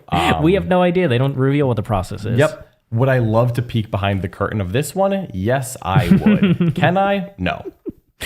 Ricky Chow, $5 super chat. Out of pocket question time of the week. If you could be as good as anything else competitively or professionally as you are in 40K, what do you pick? That's a great question. I feel like there's 2 ways to do this, which is I could say like, as like a medical doctor, and I could try to cure cancer. Mine's easy, StarCraft. All right. If I was doing, objectively, a doctor, if I was a really good doctor, I could save lives. Awesome. Personally, baseball. I don't actually like baseball. It's kind of boring. But baseball does not have as big of a wear on your body as other professional sports, and the money is ludicrous. So if I could choose, I would choose to make more money without sacrificing my body. I figure baseball would be if I could choose it, because I would choose a sport, because, in the United States, you can make a lot of money by being really good at the correct sports ball. Yes. I prefer football from like a watching standpoint, but I would rather... Your brain doesn't, though. I would rather enjoy my retirement as a baseball player than as a football player. That's fair. Yeah. Braden, thanks so much for joining at the War and Bronze. Appreciate your support. Newt Ivar Helston, thanks for joining at 5 months of the gold tier. Thanks for the loyalty program and the TTS League games. Will we see Call in the next AdMech game at 135? You will 100% see Call in the next game. I will be playing him in honor of his points decrease. Thank you so much for joining us. The loyalty program is for consecutive months subscribed to the War Room. There's various rewards, which you can check out in the Discord. And then if you are a member of the War Room or our Patreon, you get access to our TTS leagues, which the first one just started recently. Yeah, absolutely. So I personally think that Belisarius Call is actually good. Not as he's supposed to be good. He is not a good character. But at a certain point, you just got to treat him like he's a little dreadnought. He's just like a little baby dreadnought. He sometimes is blown up, right? If He he's has near one an gun unit. and he has like a melee weapon. He has 3 melee weapons, actually. Sure, great. He's got extra tail attacks. Yes. If you just put a little baby dreadnought, like a cool Castellan robot on Belisarius Call's base for Belisarius Call's points cost, and you just stop pretending that this guy is the leader of your faction, I think 135 is actually solid for that. Yeah, but it's what Honestly. nobody wants. Nobody wants saying it. he's the In an edition full of epic characters, John, Belisarius Call has these rules. What is going on? Why? Screw him. It pains me every day. I wake up every day thinking of Belisarius, and every day I'm disappointed You in get his a rules. really cool Silent King. I did get a cool Silent got King. a But I really get a cool Silent King every edition, pretty much. Fair. Belisarius Since he Call's came not out. this one. Just pretend Again. he's John. Just pretend he's a little dreadnought. He's a cute little dreadnought on an oval base, and it's fine. It pains me. Hopefully somebody at Games Workshop's watching this. Send them that clip, please. Archimedes, thanks so much for your $5 super chat. Appreciate your support. Tower, maybe game-wide 3-inch consolidation if you wipe a unit on an objective. Maybe limit to battle line or only one per turn or both. I don't know. That is interesting. I do think if you wipe a unit on an objective. So like basically, are you saying you could consolidate off of it? That'd be kind of cool. I will say, what I really miss is consolidating when you're not on objective. I charged you, I killed you, I am in this exact formation. And there's no shuffling to fix it. I kind of hate that. Just like personally. I miss consolidates. Because if there's no enemies nearby, I still want to just shuffle my guys a little bit. Give me something here. Just get a little behind terrain, get your character, just tucked 3 in. inches. Like, come on, just 3 inches. It's not a big deal. I would like more consolidating. When you charge, but your character's hanging out, just touching the edge of terrain. That's the worst. We got Callum with a 10-pound super chat. Thank you so much. I think I disagree with Nids a little bit. Reading their rules feels like they're missing 10, 20% of power of other armies. I know they score well, but sometimes that is not enough. I think the Tyranids are disproportionately hard to play for their power level. I'll stand by their current rating, but I will say that Tyranids are harder to play in my mind than Death Guard, Necrons, Dark Angel Sisters, and you have to work harder to get the output. The ceiling is probably in the same spot as those factions or close enough, but I think that the lack of power, but the fact that Tyranids do have a quite acceptably deep toolbox to try to play around that, very deep, just makes it harder to play the army. It doesn't make the army worse. But I do think Tyranids are quite difficult to play optimally. Yeah. I mean, you just look at some of the tools they have. An Aura, Advance, and Shoot that also reduces CP cost in player turns. Like, I would take that. Some people don't even take that. It's crazy. People just don't play with that guy. Yeah, it's insane. He's great. Not to mention the enhancements. He went down 10 points. Like, they have good tools. Their damage output is lower in the overall game, but it is high in certain units. All right. Mozelia dealt with a $2 Canadian super chat. Thank you. Where are non-Ultramarine Codex Marines? Are they in struggle? No. They're in... If you just told me I had to play Space Marines and I could not play with the Ultramarine keyword if I wanted +1 oath. And honestly, no, just I can't play Ultramarines. I have to play Salamanders or Raven Guard, which I would say are the next two. I think that is at a bare minimum consistent tournament performer. And I'm going to be honest, I think if you gave me some time to cook, I think I could still get it to the bottom end of top meta army. We've actually seen multiple Raven Guard armies perform quite well. Caven Shrike is a majors. I cannot properly describe Caven Shrike and how good he is. He is not Guilliman. And that is the only thing wrong with him. Yeah, he's great though. Archimedes responded. He said, here with his $2 super chat, I meant specifically shooting plus consolidate if wiped for Tau as like a fire and fade move. Just a 3-inch fire and fade for Tau if they kill something? I personally don't love hard-hitting shooting units having fire and fade. I just don't like it. I also don't like indirect. Don't worry, the guided units will still be exposed. I think it would work for Tau as a shooting army, specifically because you're always committing guiding units. So your opponent will have stuff to kill, and your follow-up will not be as efficient. I'm willing to let Tau be the army we try it on because that faction needs a little bit of something else. It doesn't just need another new detachment. It needs something a little. I think you can tune up the board. A couple of the detachments and it'd be fine. But the guiding mechanic could use some work here, and this is one way to buff it for sure. That could be interesting. Raptor Jack, $2 super chat. If you only had to play one army for teams and singles, what would it be? I got my answer ready. What's yours? Orcs. Space. Oh, wow. Boo you. Boo this man. Boo. I'm honest. All right, Space Marines. If I want to win games, I'll play Orcs. Like, come on. He was asking me personally. I see this as for long term. But yeah, right now, if I pick my army, my favorite army is Admech. If I had to play one army for the next 12 months, not knowing any of the balance changes, I'd pick Space Marines. That's fair. I love the Space Marines. Then we have Jacob Wells. Thanks so much for your £5 super chat. Any thoughts on why agents keep getting ignored for updates? Keep up the great work. Thank you so much, Jacob. Yep. I think it is probably just a lower priority, frankly. I think they haven't gotten the love. It's very obvious that stuff that they have is overcosted and they have things that don't fill roles. Yeah. They could get more changes. I think that they're okay with Imperial Agents being what they are, which is a primarily allied book. Yep. I think they're just okay with It's a way to get those data sheets into a codex. Yep. Is what it seems to me. I fully agree. I think it's because they have to publish the rules in order to sell the kits, and they wanted to. I think that's it. Redrum with a €2 super chat. Thank you so much. Call Farsight and Siegs time for group therapy. Heck yeah, we'll all hang out together. Demon Hunter, $10 super chat. Thank you so much. Mm-hmm. Are any other orc detachments viable? I'm an orc player with only one set of Ludas and Tank Busters, and I'm afraid more DACA will get nerfed before I can paint and assemble 3 sets of each. Very reasonable of you. It should get nerfed. I would not be surprised to see it nerfed. Like I said, I think it'll get nerfed in the errata. I believe that the Orc Warhorde detachment is very good. I think if Mordaka flatly didn't exist, they released a new Imperial Agents detachment instead or something, I don't care, anything else, I think Orcs would have made top meta army with the changes to Tactical Brigade and Mordaka flat not existing. I still would have put them in top meta army. Maybe the middle of it. Not crazy, but a very good army. We should take Mordaka and make an Imperial Agents detachment. Yes. I agree. Brother.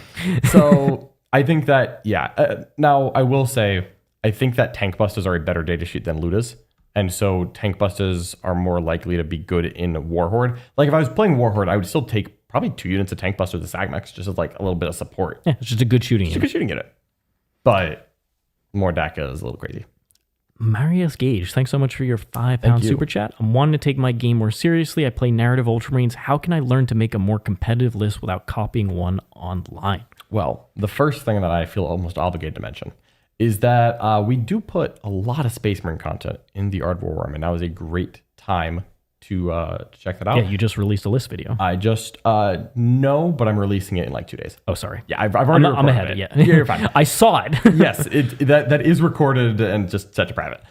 So there's a list video post data slate, me covering my Stormlance. I just played a tournament with my Stormlance. I have post games from playing my Stormlance on this channel. I have games on this channel as well with Ultramarine Gladius. Plenty of content about that.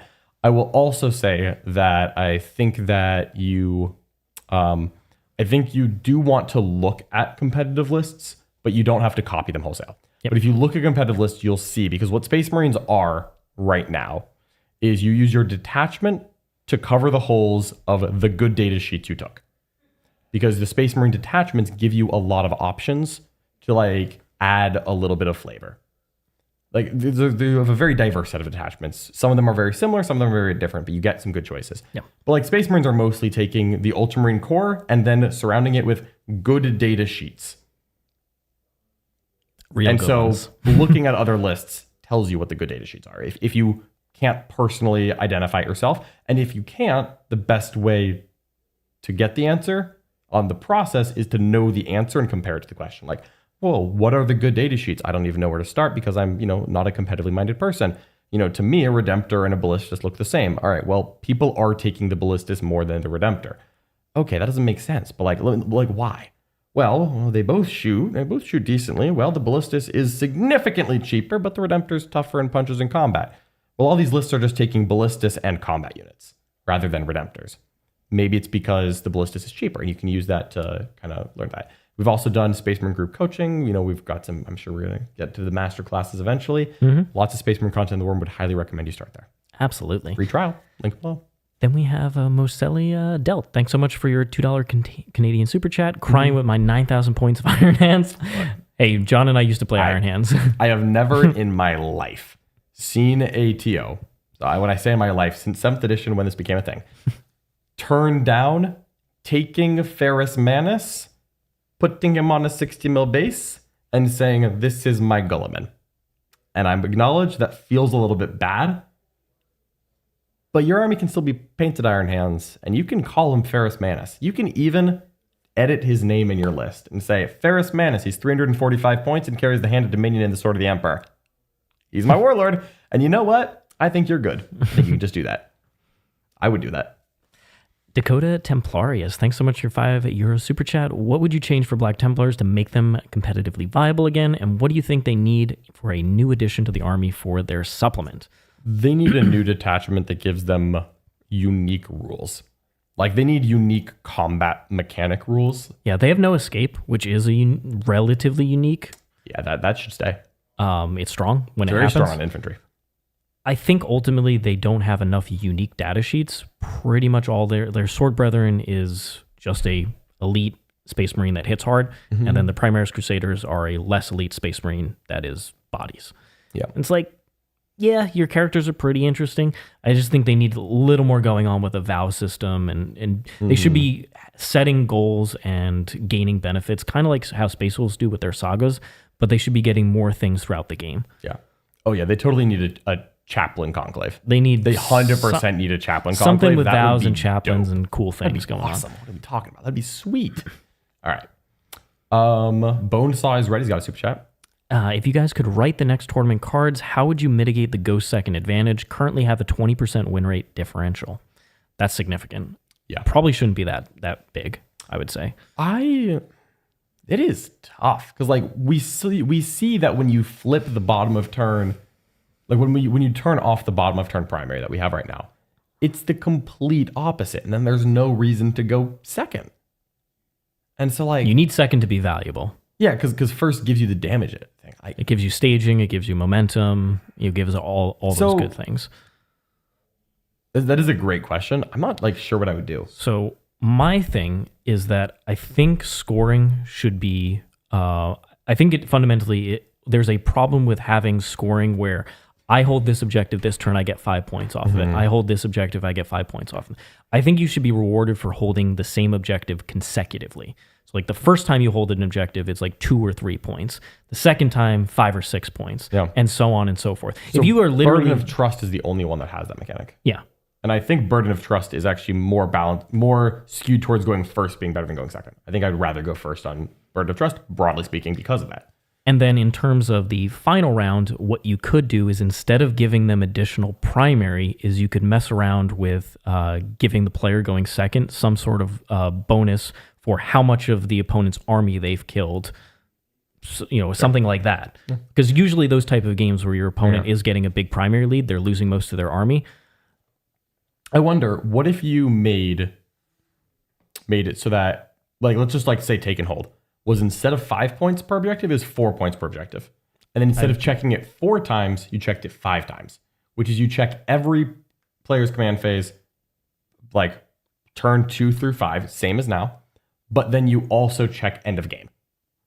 And so the bottom of turn advantage, they still score they score at the beginning of bottom of 5. And so therefore the top of 5 turn is more relevant, but then the end game, the second both players or second player? Both players score end of game. If you're still dominating the objectives but barely have anything left, you should win the game. That could be slightly more even. Yeah. I think there's a lot of things to change. I think they can test a lot of different things. Ultimately, what I feel is I feel like scoring should be less overall. I like when the primary is a bit less. I like when it's very hard to max. 3 or 4 point primary. I like cards that are lower overall and not just auto 6. I think when those happen, they often put so much pressure on the other person to have to do something to counteract this. Your opponent gets the 11 secondary turn. You get 2 points on secondaries. You will lose this game if something doesn't happen. 100%. And I think lowering the amount of points you score for doing things will open up more closer games, more interesting games, more tactical games, etc. Agreed. One last super chat here. Dave Smith Paints asks, if you had to guess, will the coming Space Marine supplement drastically change unit or detachment rules, or will it be mild? So I don't know if that is what this is referring to, is the fact that in their picture of the next 8 armies, there's a picture of a salamander. Yes. Which there has been a lot of speculation on what that means. To be clear, we do not know what that means. We don't know. And whether or not that is a Space Marine supplement, whether or not it is a new Space Marine Codex. It also, quite frankly, could be that the next mission pack is actually Nocturne Nexus, and they put a Salamander on the cover. It could be a narrative campaign book. I do not know. I personally think it would be kind of weird to put out a Space Marine Codex at this stage in the edition. I think the Space Marines are doing perfectly fine, and we don't need to do that. However, I just can't predict it because we have no idea. If idea. I make up a prediction and it's accidentally correct, that would be terrible. And if I make up a prediction, then people are going to assume that I know what I'm talking about when I really don't. So I'm sorry, Dave. I do not know. TNT TV with a €5 super chat. Thank you so much. John, will you get back into Sisters? I know you passed the torch, but is there something that might bring you back? Man, I really like Sisters of Battle. I passed the torch on to Quentin and Nick just because of quite frankly, the stress that owning that many armies was putting on my time, where I felt like I wasn't giving them all due diligence. And so for me, what it would take is a combination of 1, a Bloody Rose detachment. Please. 2, Nick or Quentin stepping off the armies. Because I don't think that in the Art of Warhouse, we need 3 Sisters players right now. I think 2 is plenty. I quite like Sisters. For me, Sisters, Custodes, GSC, all armies I've historically loved. I played them significantly less now than I did previously, just because I cannot maintain 8 armies. Yeah. I mean, I had a metal, a pewter Ordo Hereticus army, and then I won a 2,000 point Sisters army for winning LVO at that time. And I have not put them on the table because everybody else was playing them in 8th and 9th edition. I was like, all right, you guys, they've been taking my models and building stuff with them, and it's fine. But I do like the aesthetic of the army. Yeah, I quite like Sisters Battle as an army. It's a really cool army. Then we have Putty Pounds, $5 super chat. Thank you so much. Rockin' Stone, baby. Rockin' Stone. Appreciate your support. Well, thank you so much, everybody who's been joining us. That looks to be the end of the super chats. If you did join as a member to our YouTube channel, definitely go ahead and head over to Discord and go to your user settings, click connections, and then that YouTube icon. Sync your accounts and get access to our awesome Discord community. We very much appreciate all your continued support. If you are joining us, give us a like, subscribe to the channel, and tell your friends about us. All of that massively helps us grow. Absolutely. In addition, leave a comment below letting us know what you think of the tier list. How do you feel about the meta? What do you think will happen in the next update? We'd love to hear from you. Hopefully you're going to events because, as we've shown, it's a pretty darn good time to be playing 40k right now. And we hope to see you out there in the tournament scene. We'll be going to plenty of events soon. So come on, and if you see us at an event, definitely say hello. And in addition, if you want to see more content from us, check out The Worm at theworm.vhx.tv. It's a 3-day free trial to that. And in addition, you get access to our international Discord community, content for every faction in the game. And you're also going to get some really cool stuff like Know Thy Enemy series is returning. We got Masterclass series returning and tons more for every single army out there.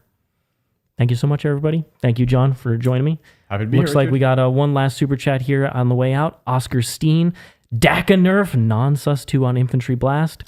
I think they need several things. I think I would, if we were doing a day 1 nerf, like if we were doing this next week, I actually, my personal philosophy is the quicker you do a nerf, the less harsh you need to be. Where if in 3 months DACA does what we believe it will do because of what it has done in 1 week, I think that you nerf it like 5 times. I think if we nerfed it next week, I would do 2 things and then wait 3 months. I would take the WOG stratagem from 1 CP to 2. It deserves to be 3, but short of removing the stratagem, and there isn't a 3 CP stratagem in the game right now, I think you just make it from 1 to 2.